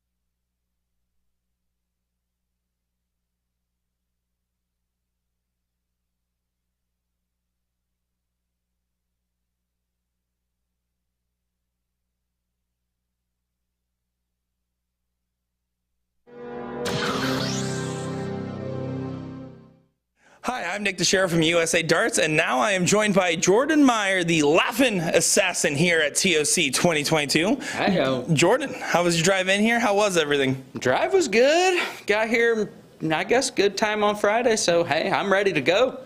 Well, we're ready to see some action. You are one of our CSI participants here in a very, very tough bracket, which, I mean, we've seen you in the CSC. We've seen you time and time again. You've been in the PPD program for a while now. But do you ever get used to looking at those brackets and seeing all those big names, including your own, and, you know, getting the right headspace for it? How's that feel? Oh, it feels good. I'm, you know, trying to still put my name up with the other guys, and it's like, do I belong or not? But guess what? Every time I seem to compete and advance farther than I think I should, so I think I do belong in this, and I think I'm going to do well. Well, I mean, you're the Laughing Assassin. If we're putting your name out there, can you tell us why you're the Laughing Assassin? Well, Eric Gregory gave me that name at Blueberry Hill, I would say about 10 years ago. I beat him in doubles, and then I beat him in singles, and he's like, all you do is get me laughing and talking, and then you slit my throat. You knock me out of the tournament. So That's how I got my name from him. He's like, "You're the laughing assassin." I get talking and I lose. Well, you know, it's funny that you say that. TOC 2019, I had the pleasure of having the room next to yours, and Yeah. I can tell you, every moment when we hung out, it was absolutely a blast. I could not help but have a good time hanging out with you. What do you do to stay in such high spirits when you're at events? Do you just try to take your mind off and have fun, or like, what's your approach? I'm not at work right now, so guess what? It's fun. This is a blast. Coming out, playing darts. This is my pressure reliever. People are like, "Oh, I get so tense playing." No, this is my pressure reliever. I have fun, and there's no reason not to have fun. Well, I mean, if people were to watch you at the line, they would know that you're probably having more fun than anybody else in the room. That's the goal. And I assume it helps with your match mentality too, just being relaxed and not really like, it helps you avoid pressure, I would assume. Yeah, you still feel a little bit of pressure, but it definitely avoids a lot more. It keeps me a little calmer, a little more sane than when I'm trying to hit a 9 mark time and time again. You know, it doesn't happen, so it just keeps me from getting frustrated. Well, you're in a bracket with the top 32 shots in the PPD with some of the highest averages and some big names in there, including your own. For the people that are going to be watching that event and that might not play darts or just now picking up darts, what advice would you give them as a new player?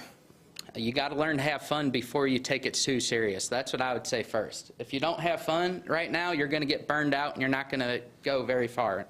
You got to have a strong mentality, have fun, and then take it serious later on if you get better. Well, better you have gotten. I mean, you maintain a nice high average. Do you have like a practice routine that you follow along with? I wish I practiced more, but just league a couple nights a week and then a tournament on the weekend. That's what I do right now. And then for all your fans that are going to be watching you, the countless fans even, watching along on the stream and everything this weekend, what do you want to say to them watching along? Thank you all for your support. Thank you for, following along the Laughing Assassin story. You know, it's kind of crazy, but hey, we're having fun here today. You don't know how to have anything except for fun. We're excited to see you toe the line against some great shots and doing some great darts on your own accord. I'm Nick Dichiria. This is Jordan Meyer, live from TOC 2022. Awesome.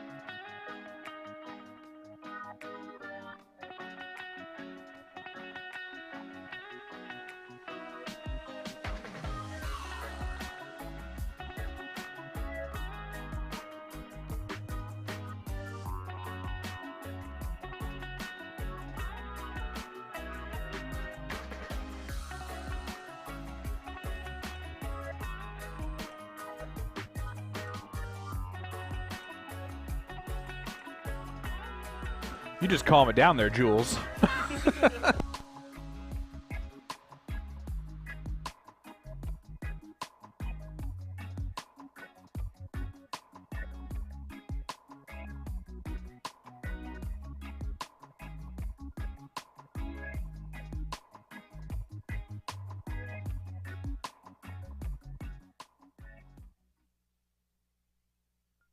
Welcome back to Kansas City, Missouri. Sean Green, Nick Dichiria, Will Stewart's eating his food.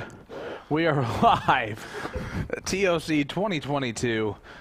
This is John Edwards. That's Kyle Liddicky. Behind them, Jesse Gore.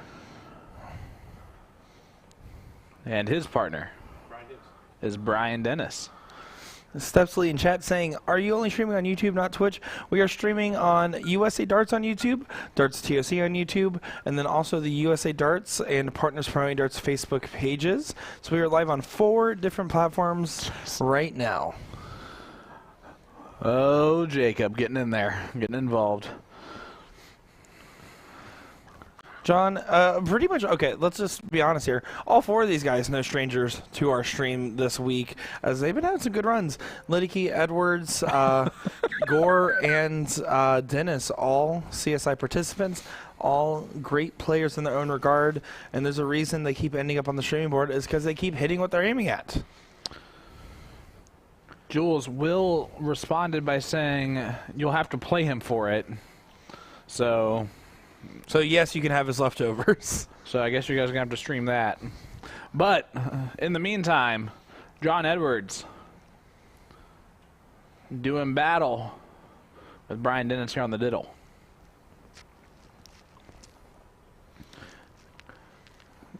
Chris in chat saying, I'm going to come out of retirement next year and take it serious for once and come up and compete in this.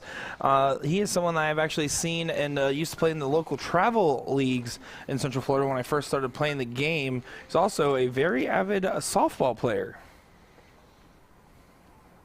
I coached high school softball. Did you know? 8 years. What goes into that? Being a teacher and the will and patience of a saint. No, I'm kidding. It is actually awesome. Those girls are fantastic. By far, my favorite sport to coach. My roommate, Jason, that you like so dearly, goes to softball every Wednesday and is trying to convince me to go out there. He said I would be the best first baseman they've ever seen. I said, boy, are you wrong. Jason, you're lying, but it's really sweet that you're inviting your friend who's going to be terrible and get made fun of. And now, time for Brian my friends Dennis. that aren't terrible. Brian Dennis stepping up to the Aki here.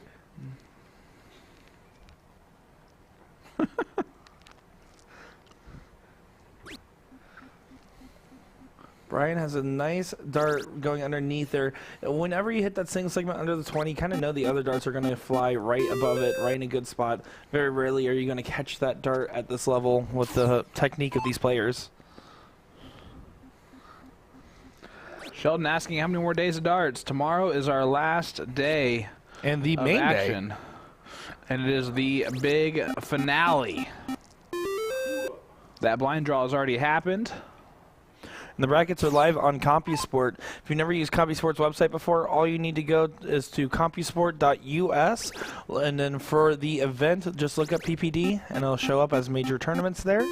Once you select that, you can look at any of the brackets for the major tournaments, including the finale brackets and all the other brackets that you've already seen take place this week as well, if you want any recaps.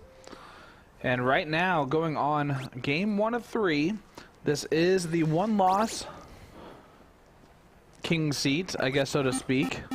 Prince seat. I don't know. This is a money lock right here. This is everyone here is already guaranteed money. The losing team at worst can do 4th. The winning team at worst could do 3rd. So these guys are already going to get some big checks here. The difference is how much money is going to be on them. There's a big 7 mark from Brian Dennis. Kyle Liddicky find himself behind. Gonna look at the 17s. Well, 106 points is bad because 9 mark on the 17s only got 101 points if it was hit. So now it's a little bit of a scenario playing catch up, and Jesse Gore, if he rolls with the momentum here, can really start to get this first game out of hand and win it. I would ask Jules who he would rather play in this, but he's probably just going to say the quicker one.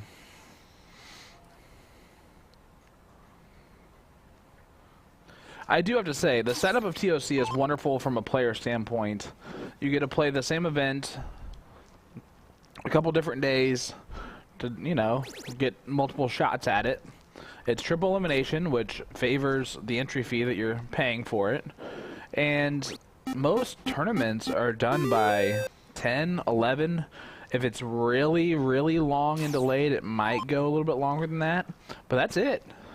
Yep. So early nights, you don't start too super early in the morning. It's nice. It's very much a player-centric minded tournament. And also, I just want to make a brief mention here, as we've only showed Division 1 and No Cap and Invitational events. I actually took some time during our break in the stream earlier. I went out and I sat and watched the third place match for Division 13, which was the lowest division for our tournament, because I kind of wanted to see what was going on, what was it like. I had them put it in the streaming room as well, told them they weren't live, and I kind of just went and sat on the bench without really saying anything to them.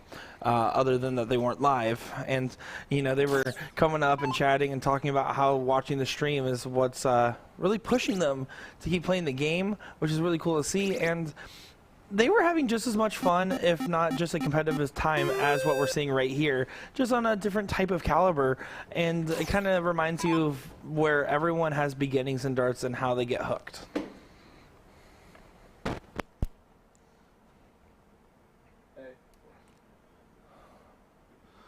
John here, not going to find the bulls.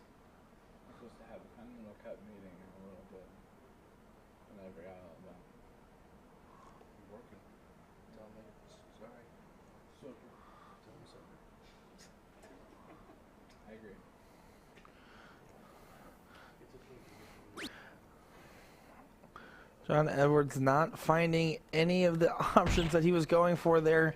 Not happy with that go-around.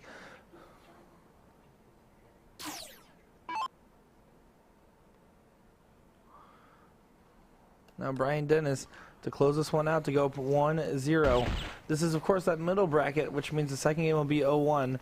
So the question is, are we going to see the pattern reign true, or are we going to see potentially a team winning 0-1 going second? They're going to break. They're going to break? You're calling it now? They're going to break it right here. I'm only going to agree with you just because it's my Florida players. Okay, fair enough. My brother-in-law, Michael Walton, is in the chat saying Brian Sensbach is my dad, which is another indie player, and I don't know why he's saying that. Except for maybe just to tag Brian in a post. Kurt J asking what the places pay for this event. So in this doubles, fourth place $200, third place $360. Second place $570, first place $750. But if you get first place and you're part of the $50K bonus pool, you're going to get additional share of money. Right now, currently worth $600+ a share, which will go down a little bit by the end of today, as it is shared amongst every player across every division that has won. Brian, why are you ruining my life and my prediction? 65 points going to hurt. That is not what he had in mind. Not ideal. No, not at all. The rule of thumb, I mean, don't get me wrong, in a no cap, you should be playing perfect in 0-1, or maybe one missed start for a team is really what you would expect.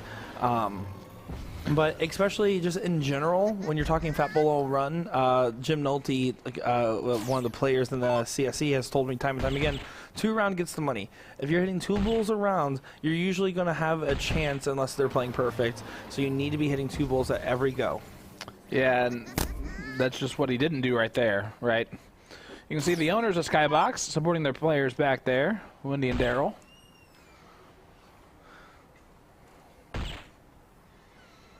And here is Kyle Liddicky. Lids. Oh. A hat trick here puts a little pressure on. 138 is not a gimme by any means. Brian Dennis, though, has to perform and then leaves himself an out. That's also going to be not a gimme. Right. But he's got to hit the hat trick first. Not going to do that. No. Now he needs to switch to the trip 20 on dart 3. He does. He's going back to ask Jesse the math right now. Bullseye and then trip 20. You know, Brian Dennis, almost an exclusively soft tip player. And, you know, if you ask him why, it's because he says he needs a calculator at the line. And that's why he's going to lean on his partners. And soft tip just makes the math a little bit easier. That'll work as well. Yep. It leaves a 3-dart finish in open out. So you can go trip 20, trip 14. Or trip 20, trip 17, trip 17 if you're Kenny Doyle. Yep. Either one of those works. But it's all a moot point if John Edwards hits us 138. Bullseye, bullseye, double 19. That's a good start. Nope. Jesse's going to get a look at this, and what an out it would be. It'd be a monstrous one, but I wouldn't put it past Jesse. I mean, he's been playing phenomenal every single time we've taken a look at him. A 3 triple out is never easy, and John kind of punts away the dart 3, too. Makes it a 2-dart combination. Chad's talking about betting the 18s. Of course, that is another option. Yep. I personally just never think about that route because I can't hit an 18 for the life of me. And Jesse unable to. This is why. Now that Can't do that. that is a misstep because not only Can't do that. after the first start, you have to go back to bull. You have to recenter yourself. I know you wanted to stay there, but you have to recenter yourself. That is not okay. Double 15. Just soft tip out. Way to go on open out or even double out or triple out. Or not triple out, master out. It seems to be a likely option. It just makes it even. That's how I learned how to take out those finishes, and it's kind of hard to break that habit, so to speak. But here we go. Last leg decider will be cricket. Who will go first? That's what's in question. Down to the diddle. That's a very good one from John Edwards. Brian Dennis has the ability to ride that barrel, but he also has the risk of it getting flung out by that dart. That one was bounced out by the dart. So John and Kyle will go first. It's going to be tough for the Florida boys now. The game of cricket here matters because both these teams, I would say, are neck and neck as far as ability and skill and the just fact of how well they're playing right now. That you want to win this because you don't want to get a second loss on your team going to the finals against Jules and Mike Carter knowing that you would have to triple dip him. It's a task that is almost insurmountable for most. That was almost a nightmare start for Kyle. Still not great. Still below par for sure. But at least he closes the 20. What does Brian do?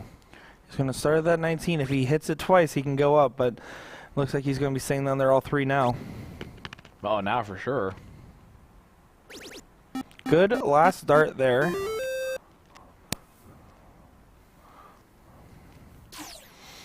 No, Sean, you mentioned that this is a players' tournament in the sense of like the way it's designed, how quickly the brackets are run, and stuff like that. And I do agree with you on every one of those as someone that has played in this tournament multiple times. Yep. What I will say is these guys have obviously done well in most events they've touched. Do you think that they're starting to get a little bit of fatigue here as they're towards the end of the evening for them?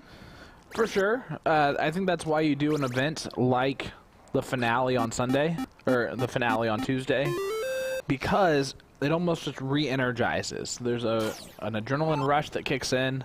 The money that is at stake tomorrow alone will wake everyone right back up. So while there is a little bit of fatigue that I'm sure is setting in for the players, I don't think it's as much as you might expect. This might sound a little ridiculous to say out loud here, but not that I'm on the same level of any of these players. When I played in the 2019 TOC, though, I did also qualify, not for the Elite Final, but the Masters one, so the middle bracket final. And the problem I had was I ended up cashing in all the events leading up to it, which meant every single day I was here at the start of the tournament till the end. And it got exhausting for me. My arm kind of felt almost like jello the last day. And I think that's going to be one of the interesting things. You see these top shots, but these top shots have been doing well. And there's going to be some guys that are going to come out well rested and rejuvenated with a new partner. Well, we're going to see what's going to happen here. Here's my question back at you then. You ready? Yes. We saw Jeremiah and Leonard go out first in this event tonight. Yes. They did it on purpose? No. There's no version of them now. Maybe were they dialed in? Were they really on their competitive edge? Who knows? You'd have to ask them yourself. The difference is they both are big enough names, and they both are, I'm going to say it, like prideful players. Yeah. There's no version of them that is willing to take last place in events, and I'm going to say the room just beat them, or the fatigue just beat them. But in either case, there's no way that they intentionally bowed out.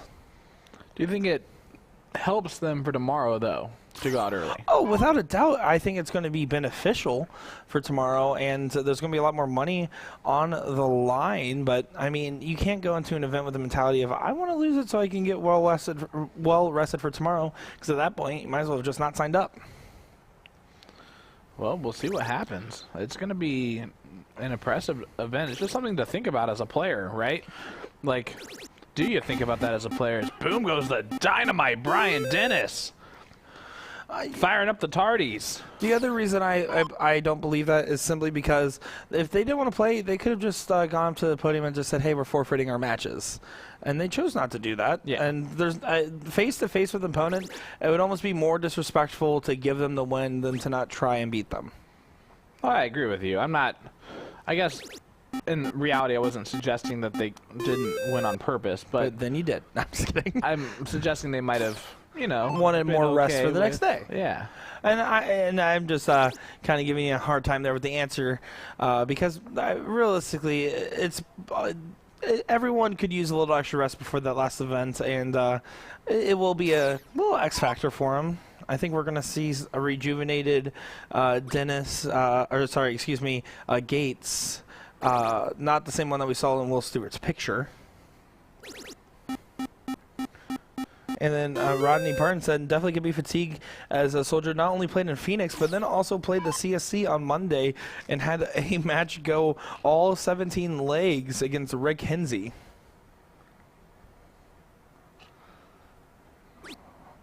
Brian Dennis here getting a few extra points. Might just stay there all day. He did take a look there. It's a little bit of a risky look. I don't think he's been quite as lethal as he wants to. He's hitting big rounds and then soft rounds, and not the most consistent play we've seen out of him. So I think that was a big risk going for the 16 there. When right now, I mean, John Edwards and Kyle Liddicky always can creep back into a match. Yeah, just consistency is how I would describe Kyle and John. They just play a nice, consistent pace. They're going to have some big rounds, but they're not going to have too many bad rounds, so to speak. Well, John Edwards versus Johnny Lackey tied the record up until recently for most line marks in the CSC, and that's hard to do. That means you're throwing well over a long period because that's a best of 17. Sorry, 17 legs, race to 9. Yep.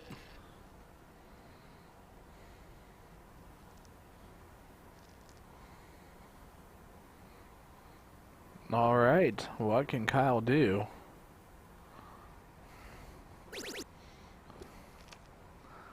He's trying to make a stand.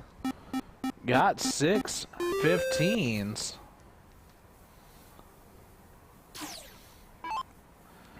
And here is Brian Dennis. It's game 3. You really want this win. I don't think you take a risk of anything except point. He could take a look now if he really wants to. He might. But, yeah, that's the right call. That's a great shot. That's an amazing shot even. Big darts there for Brian Dennis. Jesse Gore in the background getting loud, getting rowdy as we got some Florida members in the bleachers as well supporting these guys. This game is flipped on its head. Yeah, imagine being from Florida and in the bleachers. Going to get up there and join them, but then everyone looked at me like, no, you're supposed to be commentating right now. I'll just go do that from out there. Oh, okay. Might have to get a censor button installed real quick.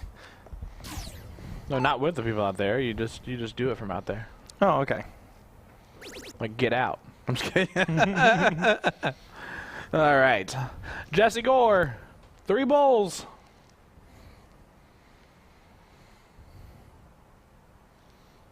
Not going to go here, but looking pretty good in this leg. Yeah, all Kyle can do is hit some bowls.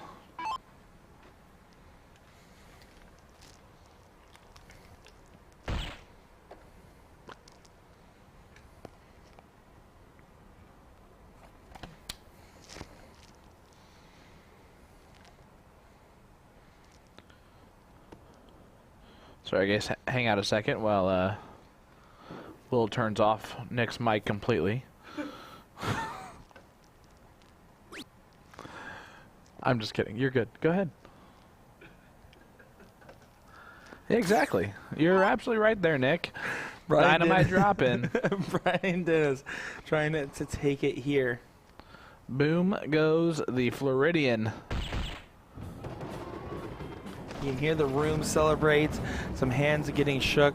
They guaranteed third place for themselves there in a great match against John Edwards and Kyle Liddicky. They're not out, though. Well, now John Edwards, Kyle Liddicky is going against Isaac Robinson and Johnny Lee, and then the winner of that will go back to play who we just saw, Jesse Gore, Brian Dennis. Winner of that to the finals. We have our last few matches set in stone. The stage is here, and we're excited to see what's next. Yeah, we're excited to bring you coverage here from Kansas City, Missouri, live at TOC 2022. I'm Sean Green. Nick Dichiria is to my right. To my left is Will Stuart. You might call me the luckiest guy in the room. I wouldn't disagree with you. We'll be back with more right after the short break.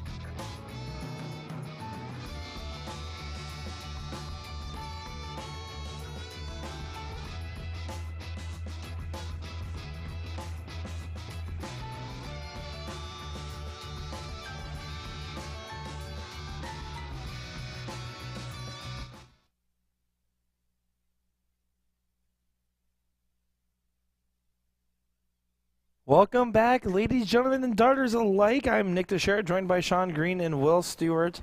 Now looking at our 4th place match here. This should be a doozy, as we got John Edwards and Kyle Liddicky against Isaac Robinson and Johnny Lee here. Sean, what do you think of this matchup? Well, I think the diddles were terrible. Do you see that? Not a single bullseye. Just one was 1 hole out, one was 2 holes out, and for them, that's terrible. I don't think we've seen that yet this weekend. I think they're just saving their good darts for this one leg that they're playing. Last chance, just 1 game of cricket, and then we go to our 3rd place match. Well, here's what I'll tell you. I got some insight. These 2 teams have some history in this tournament today. So far, they've played each other. This will be the 3rd time. Right now, Isaac and Johnny, 0 for 2 against John and Kyle. So, it's going to be a hard spell to break if you only start off with a 1 mark, though. Yeah, that's not a good start. Not the start they were looking for. Guys, let us know who you're tuning in for. Thanks for watching along with us live at the KCI Expo Center in Kansas City, Missouri. Kyle Liddicky getting a 5 mark.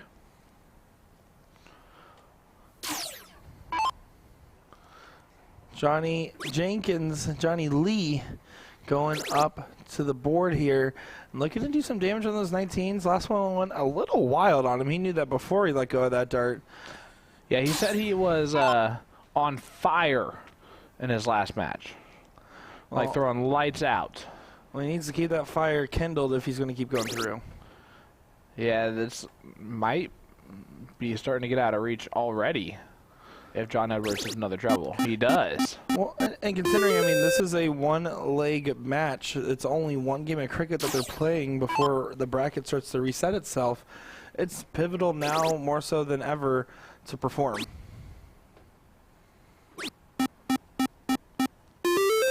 Isaac Robinson, a 5 mark. But that's not enough either, as Kyle Liddicky can look at the 20s first. See the hand. He almost flips the dart through. Yeah, I was just about to call it the same thing. It's almost like a flick of the dart. It's very interesting how he throws. It gets a nice little zip to it. Yeah, he does not follow through all the way either. One of the few players that is consistent even without the follow through. Well, I think that's also part of the reason why you see Kyle Liddicky, when he's feeling it, he is unbeatable. When he is not, it is transparent, because it's one of those things where if you have a throw like that, you have a way where you're typically used to throwing, whether it be a short stop, a flick of the wrist, whatever it may be. If you're not doing exactly that in the way you're supposed to, it's not going to work out for you. But he's found a way to make it work consistently. Yeah, and Johnny Lee just threw in a nice 7 mark. John gets rid of the 17s, goes up in points again, but the point lead's starting to dwindle with Isaac and Johnny throwing in 7s. Steve Hilger saying, I love all 4 of these guys. Not cheering for either one in particular, but if I had to, Johnny and I have that Marine Corps brotherhood. Semper Fi. So, love to see it. Let us know who you have in the chats, as this one's actually coming to a pretty quick end, potentially. Steve, I feel like that's an inside joke that I'm not a part of. I do like inside jokes. I would love to be a part of one someday. I know Isaac Robinson's jersey says the veteran on it. It does. Absolutely. Will Stewart in the chat, the one and only Samuel Peterson. Why you always lying? Oh, Johnny K really wanted that trip 20. He knows how big of a dart that would have been. That was a nervous exhale, not a celebration. But he was about ready to give one. Have you noticed when the matches get towards the end, the players get a little bit louder, we start hearing them through the door? Have you noticed that? It makes sense. I mean, a 9 mark at the beginning of a set is not as important as the 9 mark to end one. And maybe that's not the case if you actually look at the numbers, the stats, and how the game plays out after. But you definitely feel a lot different when you hit that big close at the very end, that big point at the very end, or that last dart triple that was really a hero dart. Those are where those heroes and legends and stories come from. Well, Isaac Robinson has climbed his team right back into this, him and Johnny. And now Kyle. Is he going to do a return to sender here? Needs to find a triple. Gets now it. 16s. Oh, my goodness. He's looking oh over my. at the 16s. And he hits it. Boom goes the dynamite there for Kyle Liddicky. What a time for a 9 mark. And you see Johnny Jenkins knows how important that was. As Lids tries to put a lid on this, that was a crazy darts from him at a pivotal moment. And he 1 holes above the bull. Blocker dart. Gets the double bull. Now take out the 15. Make it 3-3. I think you have to. I would agree with that shot, especially with the way that dart's hanging over. I mean, is someone likely to miss 3 balls? No, but we've seen it happen in this We sure level. have. Yeah, he shot at it. It was the right dart. Borky, I can't read that comment out loud, but I just want to let you know I do appreciate it regardless. Well, here we go. John Edwards. 3 bulls. I think he was asking Kyle there, hey, do you want me to go for this, or would you rather 30-point difference point it means up? 2 15s is the difference maker, meaning first dart, if it hits the bull, he's going to stay. Otherwise, he's going to go back. One Now more you bull. stay. And there it is. My goodness. A 3 for 3 against Isaac and Johnny is tough. But 4th place for Isaac and Johnny. The only team they lost to was Kyle and John. Well, I mean, quick handshakes there, but you could definitely see in Isaac, he was disappointed in himself maybe. There's a lot of frustration there as he has been so close to sending it and just not quite getting there. But some great stuff from everyone involved, and congratulations on 4th place and making $200 to Isaac Robinson and Johnny Lee. Jesse Gore, those must be all of his bush lights. See Jesse right there. Up close and personal. Oh, oh no. No. Picking at his teeth there a little bit. Oh, Will Stuart on the controls. Just want to make that clear. Always for a all my chance Florida for that friends that's going to try to embarrassment. blame me on that one. Way to go, Nick. Why'd you have to zoom in on that one? Well, now we have our 3rd place match, and this is to decide who gets to the finals here. And a very pivotal time. Brian Dennis and Jesse Gore going up against John and Kyle here to see who can take down the Dragon and the Carter. Oh boy. Guys, don't go anywhere. We are going to have for you until we bring you this match.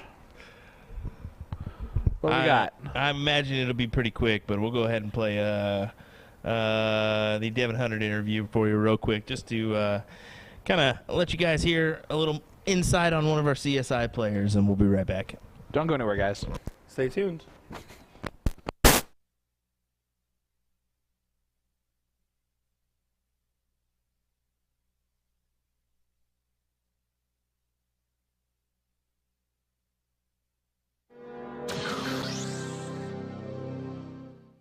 I'm Nick DeShera from USA Darts, joined by Devin Hunter here at TOC 2022. Devin, you just got into Kansas City, Missouri. How are you doing? Great. Drive was good. Weather's nice, so. Are you excited to be back out in the Tournament Champions once again? Yes, I love this place. It's like a vacation, but with darts. Well, I mean, you've been here a few years now. You said your first TOC was in about 2014, give or take. So you've been familiar with the program for quite a long time now. What's your experience been like so far since you started playing in the Partners Pro Darts? Great. I mean, it's a great company. They do a lot for us, which is awesome. They throw a lot of tournaments, and they pretty much put together this great show at the end of the year, which is awesome. Well, now you're a part of the CSI, which is going to be some of the best players in the PPD going against each other for a nice big lump sum of money. What's your mindset going into this tournament, knowing there's a lot of big shots in there? I mean, including yourself. This is a tough bracket. Yes, it is a very tough bracket. There's a lot of great players, but it's a race to 2. on the winner's side and the loser's side, first loser side. So it's really just about how good you start and how good you present yourself going into it. Anybody's really beatable at any state, especially when it's a race to 2. If it's a longer race, it'd be a little tougher for some of these big guys, but you just have to have the right mindset going into it. So with the shorter format, you're going to take a little bit more chances, what you're saying, try to catch someone off guard? No, you're just going to play a little bit more aggressive. Okay. And then how long have you been playing darts? Like, give us a little background on your dart history for players that might not know you as well. This is my 21st year of playing darts. I started when I was 7. I was just a little kid. Played with my dad, who played for like 20 years as well, and he pretty much retired. I started playing junior darts about 12 or 13 with Jake Smith in Sioux Falls, and it's just been a battle ever since. I've loved it, and it's pretty much my life goal to just do something with it. Well, you started 21 years ago at the age of 7, like you just said, right? Yeah. There's going to be a lot of players and people that might be new to darts, people that just started playing, whatever it may be, watching the CSI events and seeing these great shots throw. What advice would you give to those people that are about to pick up darts for the first time or just recently picked up darts? You're going to go through some struggles, you're going to fail, but never give up. Just keep trying to push forward, and if you want it, go get it. And go get it, you will. Let's assume you win the CSI, you win a couple events out here. I mean, there's a 50K supercharger out there amongst everything else. What would you do if you took a decent lump sum of money home with you at the Tournament Champions this year? I would buy a bunch of baby stuff, because like I said, I'm about to have a baby in the next week, so hopefully it doesn't happen while I'm down here, but I would definitely put a good chunk towards baby stuff. Well, that's a lot of pressure on the mind there, knowing a kid's coming right around the corner, but some extra diapers is not a bad call for the prize money. No, not at all.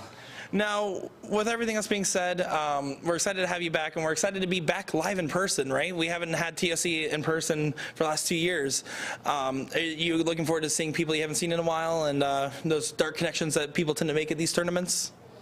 Yeah, I love coming to dart tournaments for that reason. It's like a family reunion. You get to see people you only get to see maybe once or twice a year, and you just go out and have fun with them.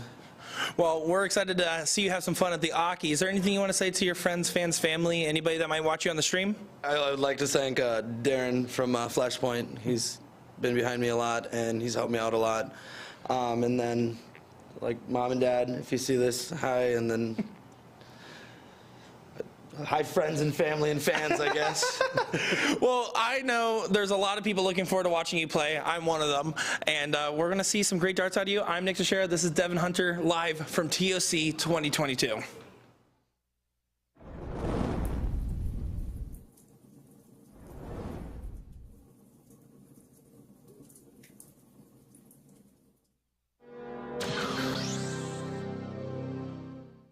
Hello everyone, my name is Nick Dichiria with USA Darts, joined by Meredith Hale from Orlando, Florida, representing C&M Darts in the women's CSI. How are you doing? I'm great, how are you? I'm doing fantastic. Now you had a interesting time getting here. You've been here a couple days early because of a certain storm or something I might have heard about named Ian. Yes. How's your travels been so far? Been great, came in Tuesday night, and I've just kind of enjoyed the peace and quiet. For the time, it's been all Florida people and the PBD staff basically here for the whole week. Well, it's the calm before the storm here, because tomorrow we are starting our play with the women's CSI bright and early in the morning here. And it's a tough field out there. I mean, what does it feel when you're looking at brackets like that, knowing that every opponent's going to be a brick wall? It is. It's very hard. In a short format, 2 out of 3, you've got to put it on right then and right there. And fortunately, there is a loser's bracket, so you do get a second chance. But it's very hard, and you got to hope for a good draw, and hope that you're on point at 8:30 in the morning. Well, you know how to be on point. I mean, we've seen it time and time again. And in 2019, you and I actually played together in one of these events. And after 2 early losses, we climbed all the way back from the bottom bracket to 3rd place in a triple elimination format. I felt like a winner. Now, what's your secret to staying focused after knowing that early losses in a long format and a long tournament? Like, how did you stay focused during all that? It's just one game at a time. You have to focus on one game at a time. And sometimes, someone has a hot game on you, and your game isn't so good that time. And you just have to go, okay, good for them. They shot great. Let's move on to the next one and see what happens. And hopefully it's not the deciding leg. Hopefully you'll get another chance. But, you know, you've got a loser's bracket. You come back and hopefully see them again. Or if they drop down, you know, maybe you've got, you know, yourself together and everything's working right. And you can keep going. It's one game at a time. Don't overthink it. Just keep going.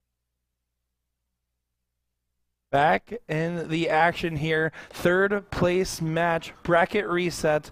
Now we're seeing Kyle Liddicky, John Edwards, Brian Dennis, Jesse Gore. Cricket 501. Cricket is the game. Last game, cricket is the name. Sean Green, how you doing? Buddy, I can't tell you what a pleasure it is to get to talk to these players, get to walk around a little bit. These guys are rediddling because they're so good. That one actually also would have tied. That's in the same quadrant. Yeah, hole as the other two. And look how blocked that thing is. He's going to move over way to the right side to hit this, but I think he does it. What do you think? I mean, he has a very firm throw. He's not a lofty thrower, so there's a good chance, especially the speed flights. Well, but you were wrong again. And it will definitely be John and Kyle getting the start. This is a race to 2. Cricket 01 cricket, correct? That is what I said. Oh, you did say that already? It's all right. Just had to dish I have back. been turning out your voice for quite a while. You know, you and the rest, huh? Carlos saying, what's with all this graffiti on my hat? Yeah, well, what'd you do to Carlos's hat? John told me to. John said, here, sign this. John was like, Carlos would love if you signed the hat, and then me and Sean in the background were like, do it, do it, do it. That never happened. It was definitely just Will. He grabbed it, and he's like, I'm going to sign it if he wants it. You're going to like it. If you don't want that one, come get a new one. I'll give you a new one and throw that one in the garbage. Throw it in the garbage. It has your signature on it. It's worth at least $5 less than it normally was. Yep. All right, here's Kyle Liddicky. Lids stepping up here.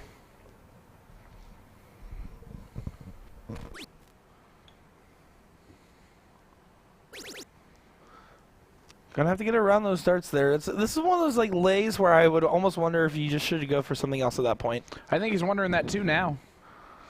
Trip 1 on dart 3. Brian Brizzle stepping up, also known as Mrs. Dennis. Porky asking, there's seriously 19 divisions there? Yes, there are.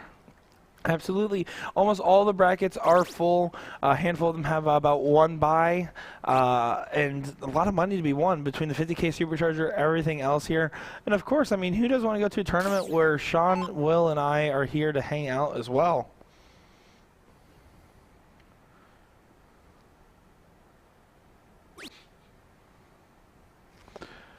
All right, John Edwards looking down at the 19s, gets them closed. He has been just steady this entire time. It's been kind of impressive to see. Jesse Gore, Brian Edwards are sitting above John and Kyle. So if John and Kyle win this first match, they will have one-leg decider, which also helps the team that is on the king seat. Do you see that crowd interaction there? On the right side, just off camera, there's a lot of the Florida players watching along here. And after that big cheer, John Edwards just goes and gives them like a shush and then a smile. I love it. So there's definitely a little bit of banter there. They were all laughing and joking around. I mean, here's the thing. There's multiple run-ins of the same teams when you're playing these events with the same partners. And it adds a little bit of camaraderie to the whole thing.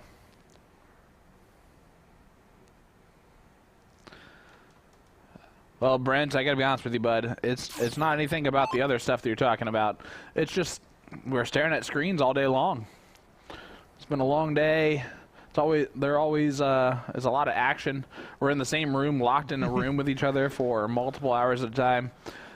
There's no reason not to have a good time doing so. And the goal is always to try to not only showcase some great darters, but try to have a little bit of fun with you guys as well. We try to put on a show for everyone involved.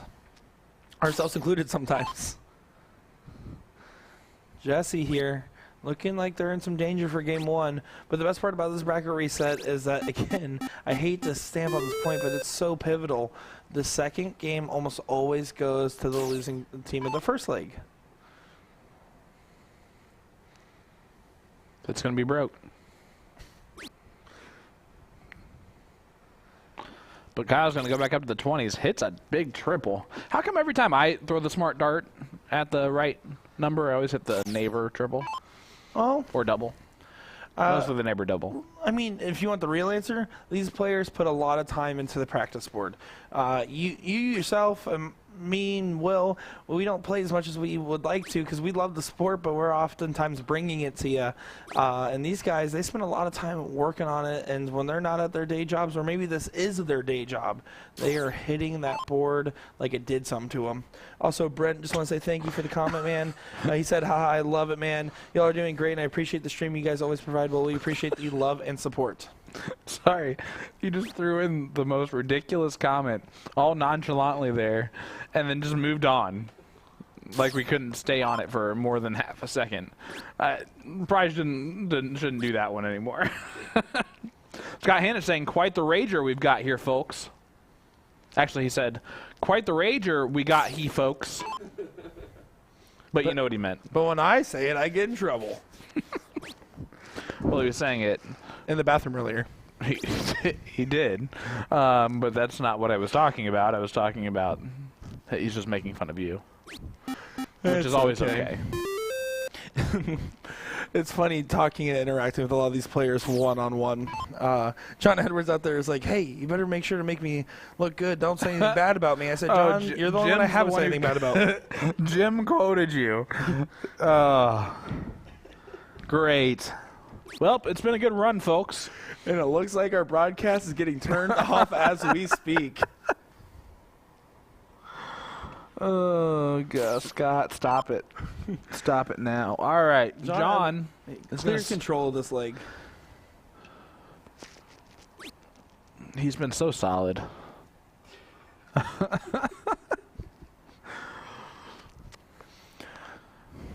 Jesse Gore, been on fire, has been doing some great stuff, and I would say he's so far happy with a lot of his tournament run. But what better way to finish it than trying to get a first place in the no-cap event? Yeah, he said he lost in the last chance yesterday in the CSI, throwing a 6.8. What do you even do? What do you even do? He goes, I can't even be upset at that. And there's a lot of there's a lot of players that talked to in the CSI that said, yeah, I'm not upset with my performance. This room is just that strong. It is a strong room to be in. Brian, to keep the leg alive here, needs a lot of bowls and then some. Yeah, he needs to borrow someone else's darts. Well, I don't know if you even want to borrow mine. They don't really work very well. That's for sure. John Edwards, 2 bowls. Scuba Steve in the chat saying, hey, boys. Hey, well, Scuba. Right back at you, Scuba. There it is for John Edwards. 1-0 Edwards and Lidicky over Dennis and Gore. Are you getting worried about your Florida boys right now? No, because as I've said, this is going to go to game 3. If it's a middle bracket match, it goes to game 3. Broken. At this level. In the no-cap level, it does 9 times out of 10. It's being broken right here. Just a reminder, Van Dong and Carter in the king seat as Carter was over there warming up on board 1A, I'm noticing on our cameras in the background. And Jules is still eating his dinner. I'm sure he is. Brian with a missed dart. Well, how the turntables. Well, unless they're going for a 9-darter there, it doesn't necessarily add too much pressure, but you only get 1 miss. If you still want to hit a 12-darter without having to hit a super crazy out, that's the benefit of going first in Fat Bowl. Well, we're on our way to a break-a throw and a game 2 win. Yes, Steve, this is the 3rd place for match. John and Kyle. If Jesse did not hit a low ton there like he needed to, now... Well. 3 in the bed asking what's our next event. It's going to be which city up in the Boston area, and then we're going to come back for a week and head right back to the same place for Seacoast, and that's going to round out our year. And that sounds like a great year for USA Darts. I know the rest of my events. I just have Continental Cup coming up. So three darts missed from Brian Dennis, Jesse Igor kind of shows that even if they hit a hat trick here, 152 is a very hard outs. But doable. It is doable, but those 3 darts would have put them down at 51 points if they were hitting what they were going for there. It makes the situation a lot more high intensity because if Kyle Liddicky hits a hat trick, he's at 86. That's a 2 dart. Yeah, this is a big moment right here. Kyle Liddicky hit a 9 mark when he needed to hit one. Can he hit a hat trick when he needs to hit one? I expect him to do so. That's looks like misread on the board. That's a really similar to. I'm really happy it stayed in the board. Well, I was really hoping they would register a 1 still. Remember when that happened earlier? All right. Has to step back and regroup on this last start. That's kind of tough. Yeah. He still wants to stay in that bull. He's not blocked on it, and 86 is a good leave. Gets it. Way to stay focused there. Jesse Gore. The pressure's on. This is 152 or bust?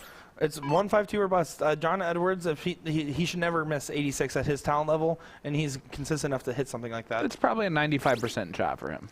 But Ooh. Jesse gets the first one. Gets a second one. Oh my, right here. Gets it done. 152 Wow. finish for Jesse Gore. Didn't even utilize the bullseye to do so. I didn't even break a sweat. That shows his steel tip experience reigning true there. 152 taken out expertly by Jesse the Curse Breaker Gore. Boom goes the Floridian. Is right. Wow, let's go to a last leg. Don't you shake your head at me. Well, I want to know your opinion here. We're talking about how Jesse Gore broke the Skybox Curse. I was thinking Curse Breaker could be a good first nickname for him. Well, what do you think on that one? So I support you on Juggernaut Hinsey. Wow, look at this.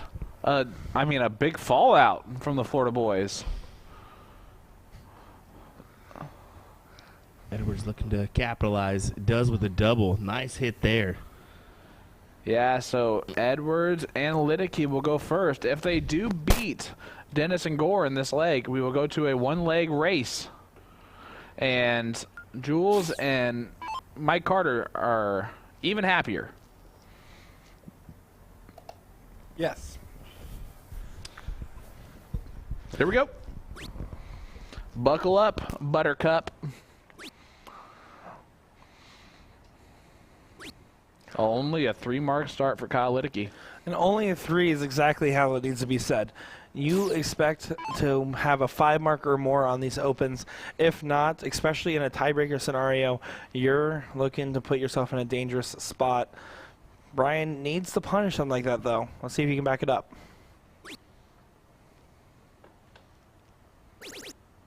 That's a good trip on dart 2. Looked up. That's a little early. I don't agree with that shot there.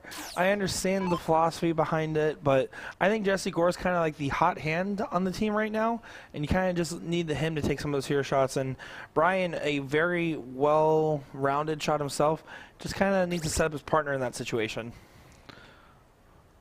Ooh, John only getting a 3-mark himself.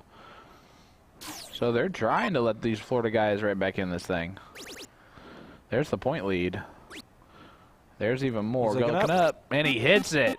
Let's go, says Jesse Gore. You see what I'm saying? Jesse Gore has the hot hand. He's feeling good. He's showing it. And when you see him celebrating like that, you know something's going right. I think for Kyle and John, though, seeing those celebrations is going to motivate them more than demotivate them, as they are very much a more cool, collected type of player. Sorry about that.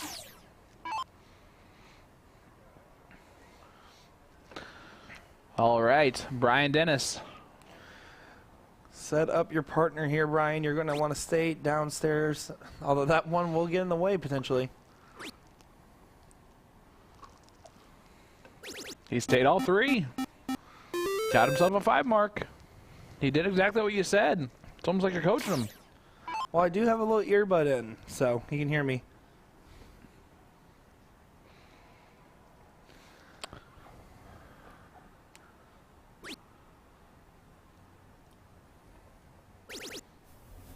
Man, Liddicky and Edwards have been on a roll for a little while here. So they've just kind of been collecting what they needed to get the job done.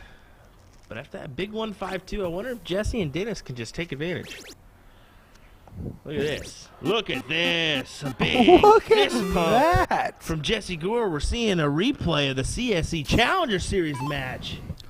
I mean, he's playing well near perfect. And it might be only sevens, but that's because he's hitting critical closes. He's making sure he's securing his point lead and then doing what needs to get done. Big darts from Florida's Brian Dennis and Jesse Gore. Can Brian keep this momentum going?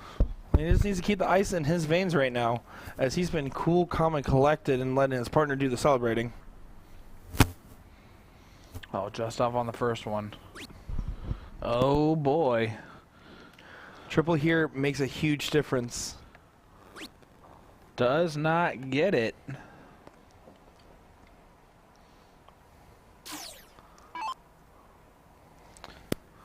Edwards So- debating strategy right now. If he's saying right now, if I hit that first dart 16, do Yep. you want me to close? What would you Yep. do, Sean? Yes. I would agree with that. It shifted the momentum entirely. Is 9 mark either direction's fine, but whatever strategy you do, you have to commit to. He didn't hit that first dart triple. He needs to be staying all 3. Yep.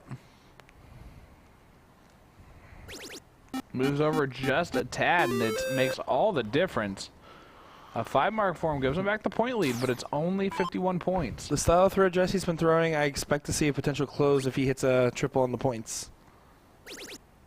There's the triple. And there's the look at it. Just wires. First time he missed that 7 mark Yep. like that. Will it be taken advantage of? Because Kyle Liddicky has the same shot that his buddy John just had. He hits the first dart, though. He has to take a look, right? Nope. He chooses not to.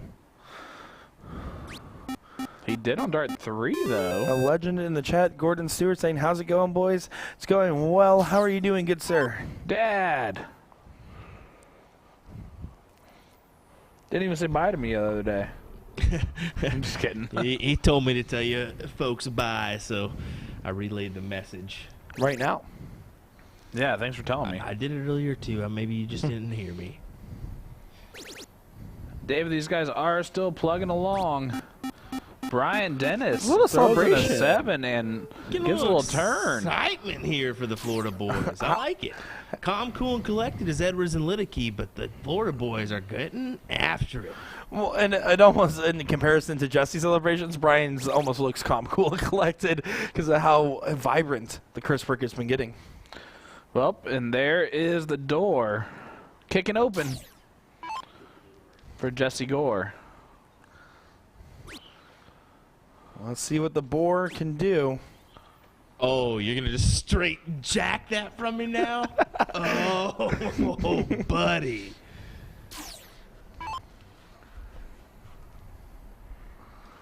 Little tension in the booth here.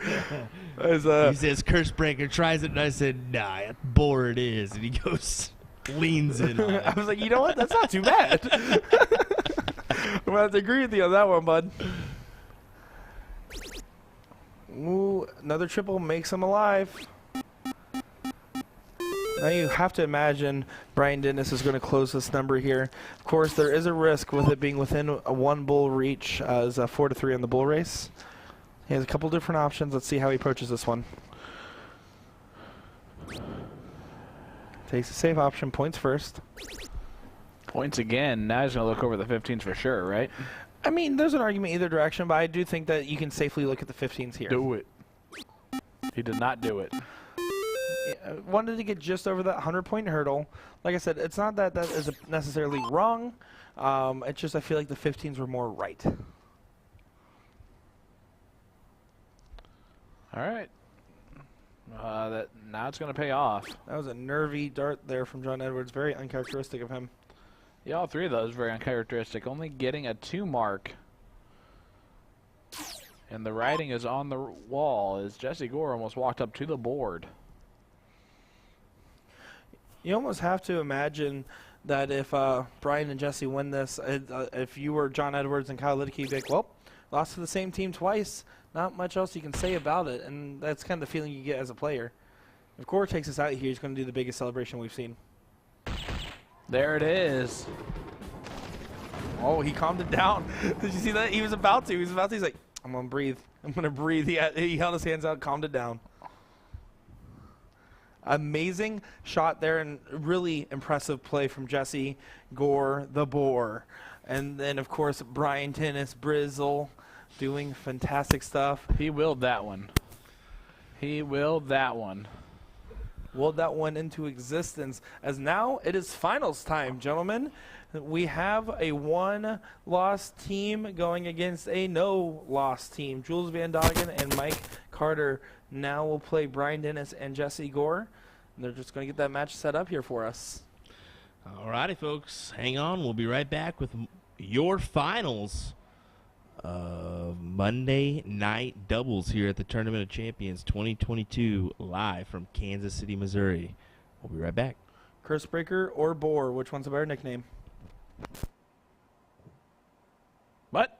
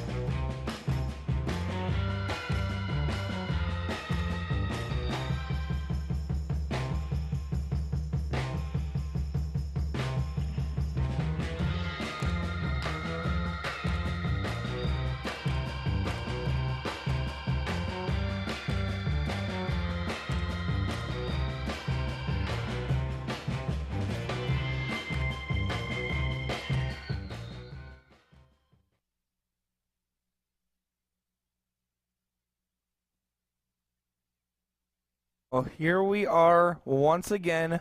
I'm Nick Dichiria, joined by Sean Green and Will Stewart. Well, here we are once again. I'm Sean Green, and I'm joined by Nick Dichiria and Will Stewart.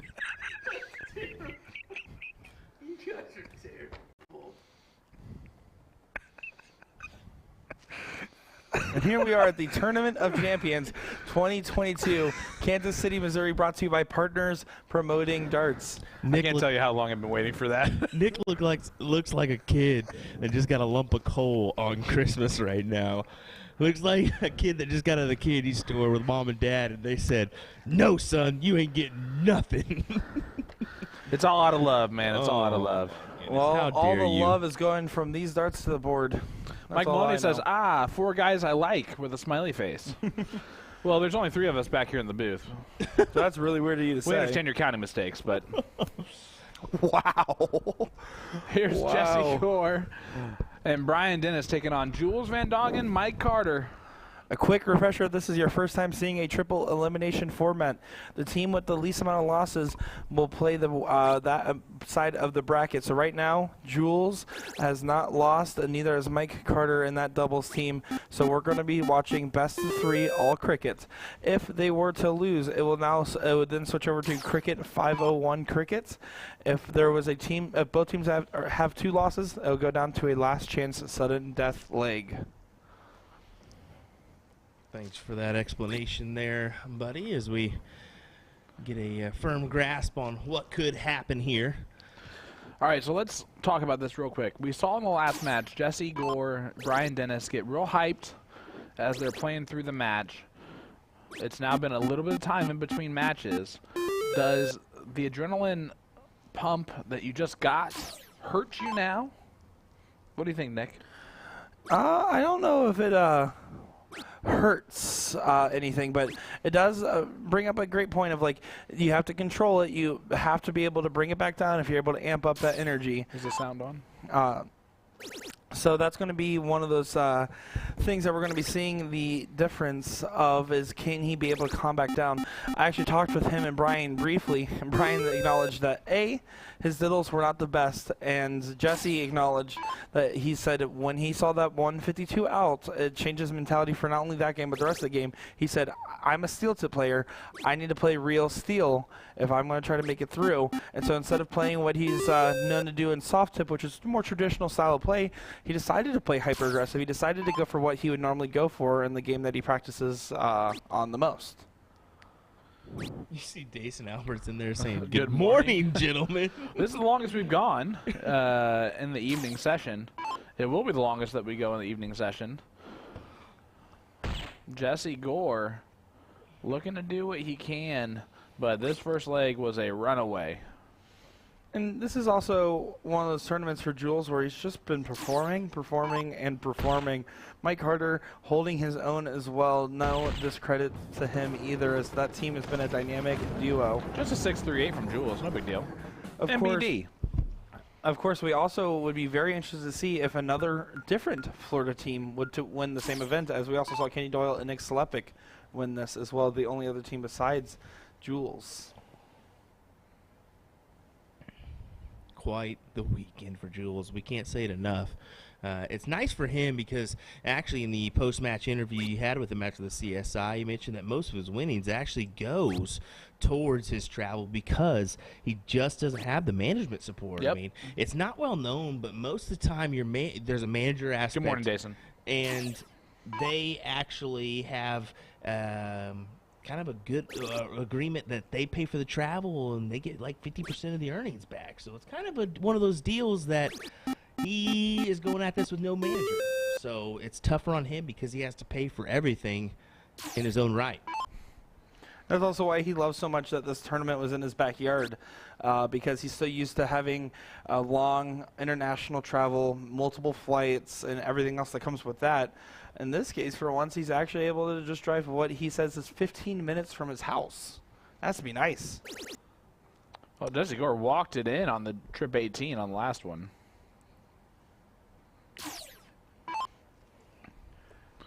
Mike Carter has just been steady as a partner for Jules this entire weekend. Yeah, Always hitting that last dart. I mentioned earlier, I wouldn't be surprised if him and Mike actually play together at another event, whether it be steel and or soft. I could see them being partners on numerous occasions. Partners is not just about averages, but about gelling well together, and I think you're right, Will. They look like they just have some natural chemistry about them. Brian asking, what are the payouts for first and second? First place, $750. Second place, $570. Both to be split. But again, if you're in that 50K pool like Mike is and Brian is, you basically double your winnings every time you win. A little extra Big bonus. 9 mark again from Jules. His second and 2 legs of darts. The dragon is breathing fire on the dartboard again. I'm not going to lie. The way Jules and Carter are playing together right now is very scary stuff. Mike only saying this weekend should really bring Carter out of his funk. I know he's been hot and cold, but winning will give you that good feeling to throw the game. And you know he's been on lately. Let's go. And I think that's exactly right. Yeah. Mike Carter's one of those very talented shooters that has not been up to his standard, as he will openly admit. And I feel like we're starting to see him come back here. Jules said that about himself too. He said, "This is a confidence booster for me. It's the first time I've got that massive paycheck." And yeah, same can be said for Mike. He'll take this and run with it, hopefully, for the next month or two or more. You never know. Anybody check Jules' darts? Maybe the court. That's a good one. That's a good one. Albert, judge. Oh, What? I'm just kidding. I'm just messing around. That's kind of a thing going around the baseball world right now. Is did they throw something in the balls just to help out Albert or Aaron? Who knows? Are they weighing down the fishes? You never know. Hey, that reference boy. too. That reference Or the too. chest cheating scandal that's been going on. There's been a lot of scandals, but I promise you these players are checked for peds. These ones are? Just go with it. All right. Well, Mike Carter's going to come up to try and close the 15s. If he does so, driver's seat again, he can win the leg right here. And it seems like they're almost destined. He can to. definitely win the leg right here. He's going to win the leg right here. Oh! He did not win the leg right here. Then I'm going to stop doing that now. You see Brian just do nothing but smile there, as he did play with Mike Carter in trips this morning with Austin Braswell. It's a lot of friends playing each other right now. And also, a good week for Super Darts, as their players have been doing pretty well between Chrissy Grimmel, Kenny Doyle, Nick Slepik, and Mike Carter, amongst others. A lot of good stuff for that dart team over there.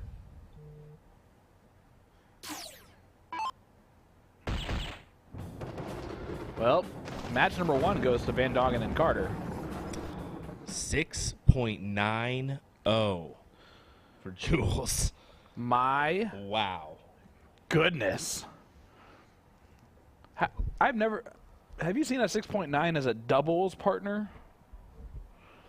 That he's been throwing some 6+ up as a doubles partner, No, I and that know is that, very but handy my if you're the other player in that partnership, because you're just sitting here going like, yeah, I guess I can follow this. With I a 3 could mark win and with be okay. Jules right now, probably. The thing is, you just No. have to compliment a Oh, player that's like true. I that. could not. You don't have to outdo a player Yep. like that. You just need to compliment them with a nice solid forward here and there, maybe more. Look at and that you're from gonna Brian end up good. Dennis. You notice that right there? Give himself a pat on the chest saying, I finally got that diddle. And I think that was kind of one of those prohibiting factors, starting the leg off on the wrong foot. And that might kind of change his tone here, as it has to. They now have to triple dip with no extra lives. That is correct. This best of 3 could decide it all. If Jules and Carter lose, it will then go to Cricket 01 Crickets. Did Jules just click the right game? Yes.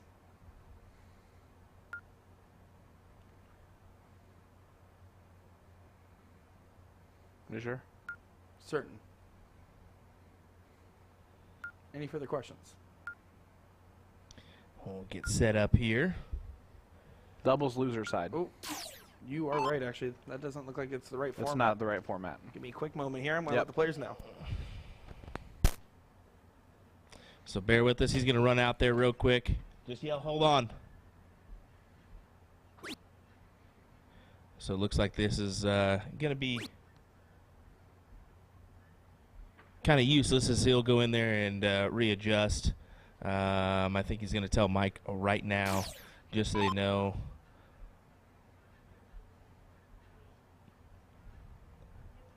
We're going to go ahead and just make sure that we don't have an incident, but beforehand, you know.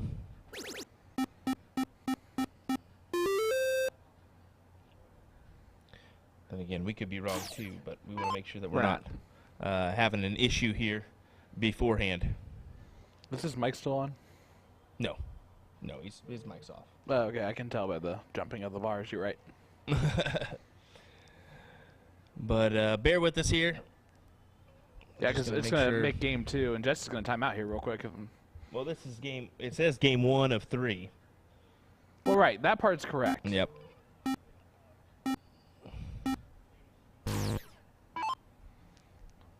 But yeah, it should be all cricket. Mm-hmm.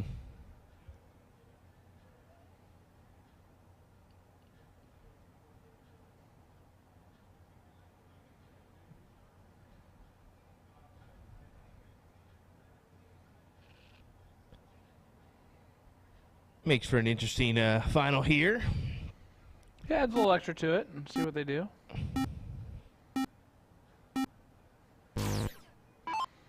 They're making the decision.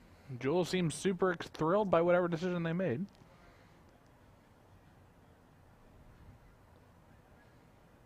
They're going to cancel it. Yeah, we can see Jules here up at the board.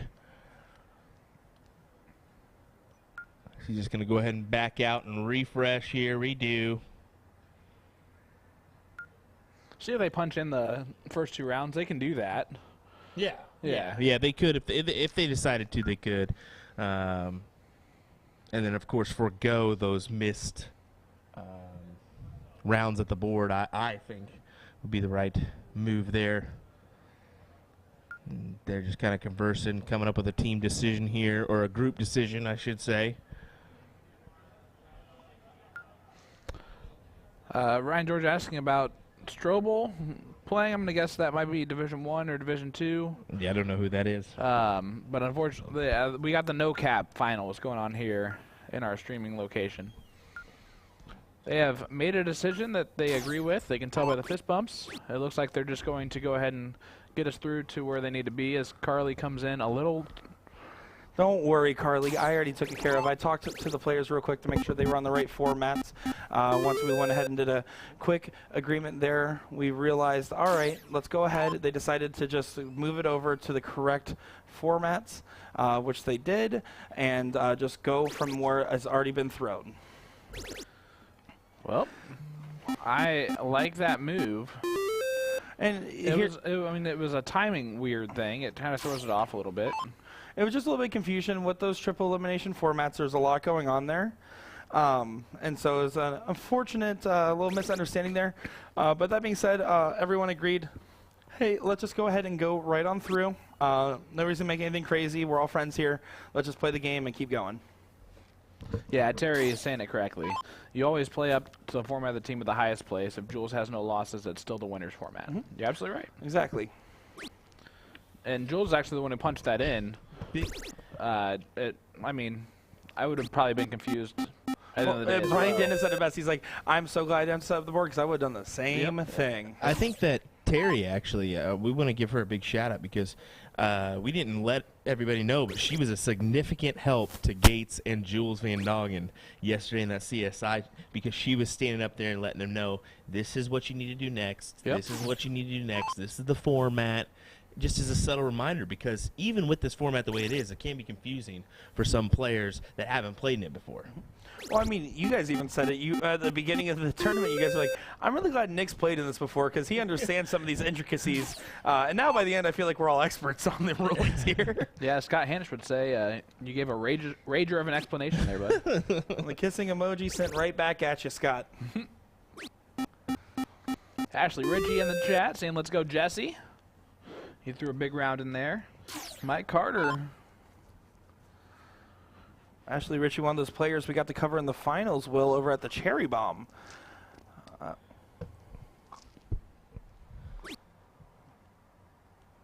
Correct. Hey, that's my joke.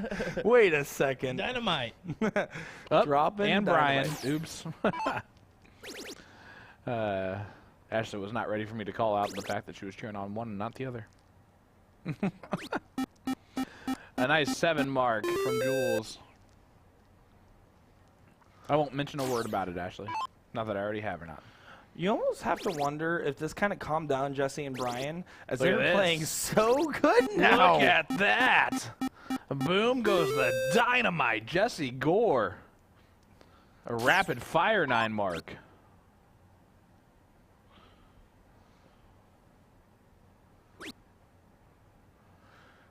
And Mike Carter doesn't do anything. I do wonder if it's almost like because of Jules putting the wrong match on there, if it's icing the kicker a little bit.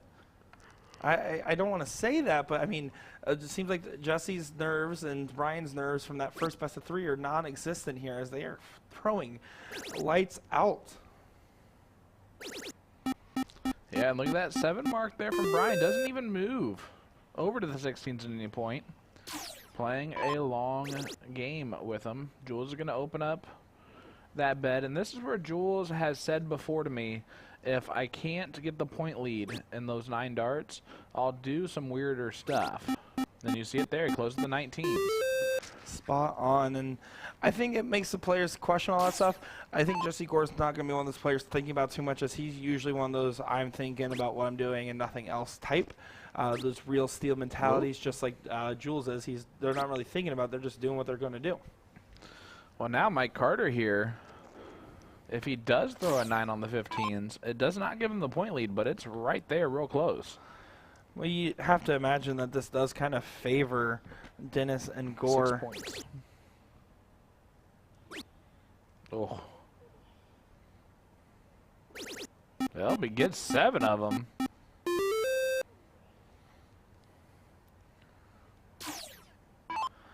Brian Dennis, all he needs to do is shut down those 15s. Anything else, bonus money.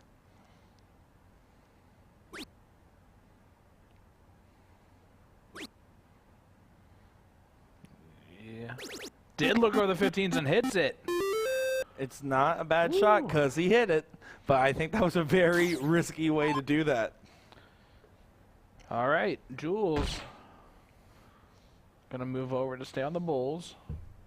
See if he looks at the 17 at any point in time. He might now. He does. Gets rid of it. Terry Stevenson saying, years of playing this format helps. I've been in this program since the beginning, before it was even the TOC. You get used to it, you just have to learn how to explain it so it makes sense to the new folks. Great job, guys. And exactly, I've been playing this program as well for about 6 years, and it took me a good about 3 years before I felt like I really understood it. Well, if my math is correct, Mike Carter has winning darts in his hand. That's a mistake there from Jesse. Let's see if it comes back to haunt him. Ooh. Not anymore. Oh. Doesn't even get another bull in there to put any more pressure. So this first leg is going to go to a cough. And Brian Dennis. Jesse Gore. 1 bull. There it is. Leg number 1.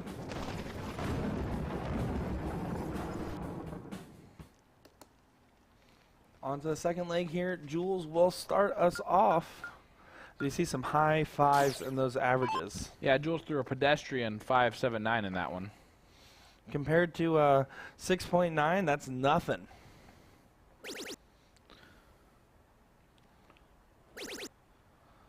Well, Jules staying there. All 3. Getting all 3.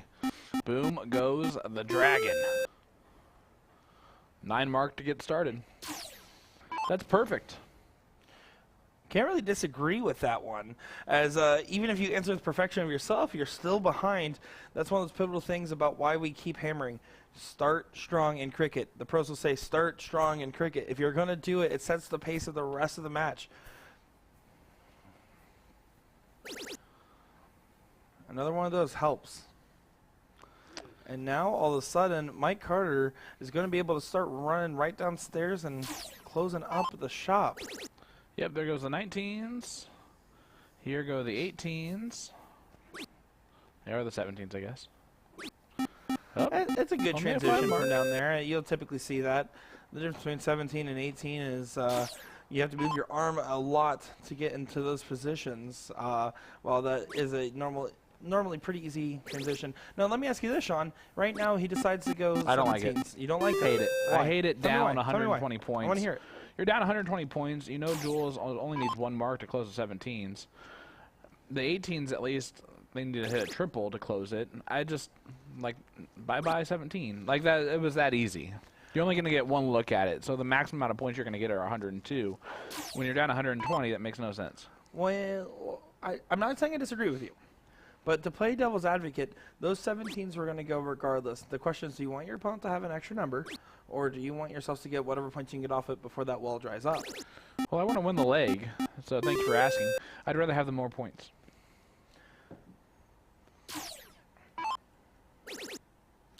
And I do not.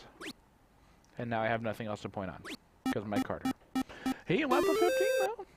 He did leave the 15, but I don't know if it will be enough. A perfect round from Jesse Gore required to keep them alive. Good start to it.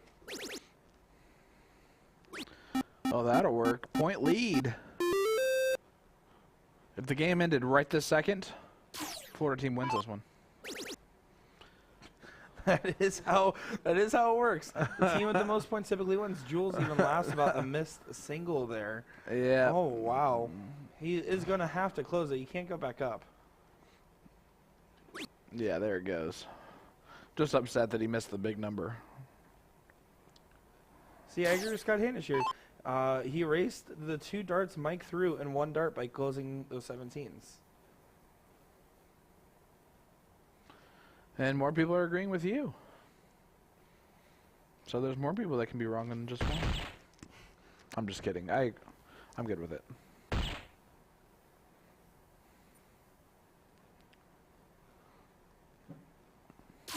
Well said, Sean. Mike Carter to take the Bulls here, and he does so.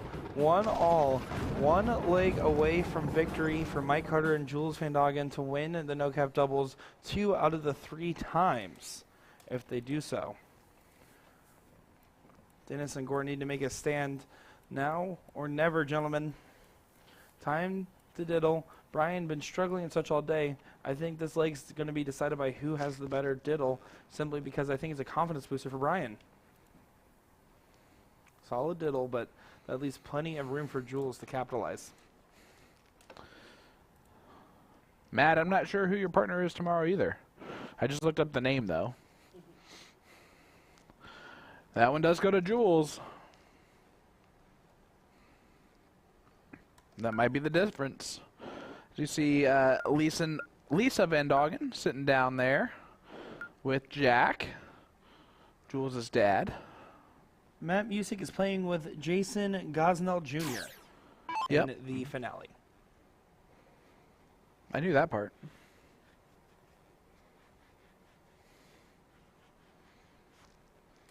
Oh, Ashley Ritchie said it was Jesse's favorite number. 17s. As well.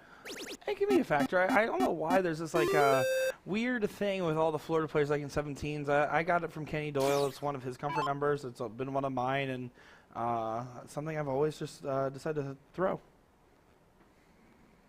The video shouldn't be 5 seconds behind the audio. Justin Boyd, I do recommend trying to refresh your feed there on YouTube, as sometimes they can lag behind with some bad air. So just give it a little refresh over there, and you should be good to go. If not, I do recommend switching over to our Facebook feeds on USA Darts or on Partners Promoting Darts live on Facebook. But thank you for letting us know about the possible situation going on over there on YouTube. And thank you, everyone, for tuning in. We have 823 plus people watching the finals here at the Tournament of Champions in Kansas City, Missouri. Yeah, brought to you by Partners Promoting Darts. I'm Sean Green. Nick Dichiria to my right. To my left is Will Stewart. As we're watching the Florida team of Jesse Gore and Brian Dennis throw a no score there against Jules Van Dongen, the Dutch Dragon, PDC professional, and he lives 10 minutes away from the venue. And his partner is Mike Carter from Phoenix, Arizona. Well, living in Phoenix, Arizona. No one click Scott's link in chat because I don't know what website it can bring you to, but it's not going to be a good one. NextRanger.com. Oh, don't read it. Great shot there from Jules. Round of 9, and you have to wonder, is that going to cement their win here to go 2 out of 3 on the no-cap doubles? We might see a shutout for the final leg here. Yeah, look at this. Who would have expected this to happen? There we go, Justin. I'm glad a refresh worked out for you. It can definitely happen as we've been going for several hours at this point, so glad you're tuning in and able to watch it in sync. If I'm Jesse Gore, I'm hitting 4 bowls, and I'm going, at least we didn't get skunked. You know, I'm going to have to agree with you on that front, as this looks like another good win for Jules and Carter. He did not even try for that. It's all over, folks. Jules Van Dongen, 3 bowls. He needs a power outage to save this one. Oh, he pointed again. Tried to again. Well, he's going to give it to his partner, Mike, to win. Brian Dennis, 4 bowls. Get on the board. Although I will say, I know it sounds like we're joking around with them.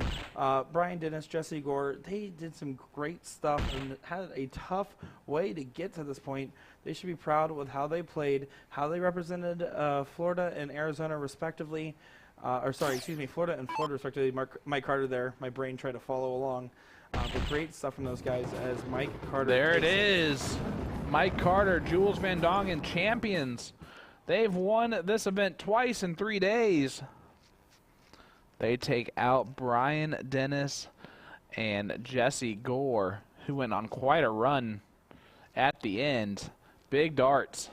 Yep, we had that. I mean, great stuff from everyone involved there, and phenomenal to be able to watch this finals take place. The story that was writing itself. It was fun to watch along with.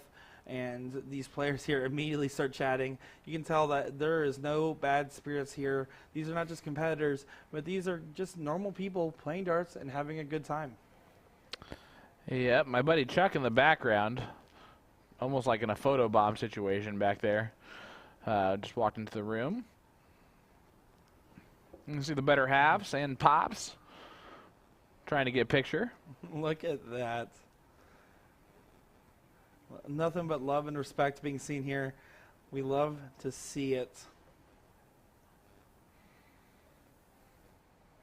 Good on Will getting that switch there. Look at that view. You gotta love it. All smiles out there. You gotta love it. It's so nice. And a nice run. Probably, I would say, one of the best runs we've seen from a player out of Jules. And I guess Mike Carter as well, but specifically, Jules is 4 for 5. He's playing great. He's looking good. And if he wins tomorrow, I would say that's probably the best individual run in TOC history. He's got a tough test tomorrow. Blind draw format. I do not know his partner. But it's going to be a fun night. Fun day tomorrow. That'll do it for us tonight, right, bud? That is just about it here, as we have had nothing but a great time bringing you coverage of the Tournament of Champions, brought to you by Partners Promoting Darts in Kansas City, Missouri. With over $2 million of prizes on the line, it has been a pleasure. And tomorrow, the last day, the finale for the tournament, the finale for the players, and the finale for us. Thank you all for watching along with us, giving your love and support. Yeah, guys, cannot tell you how much we appreciate that. As you see those final score averages, and Jesse not happy about his 1.0, I'm sure. But guys, it's been a pleasure. Will, Nick, Sean saying see you guys tomorrow morning, 10 a.m., 9:30 a.m., whenever it is. 10:30 a.m. I got it right eventually. All I We'll see know you is then. don't listen to Sean's time because you don't want to miss tomorrow. Make sure to look up our stream. It's going to be 10:30 Central going live for the finale because it's going to be the main event. There you go. Oh, Dario Meza. That's right. Good partners. See you tomorrow.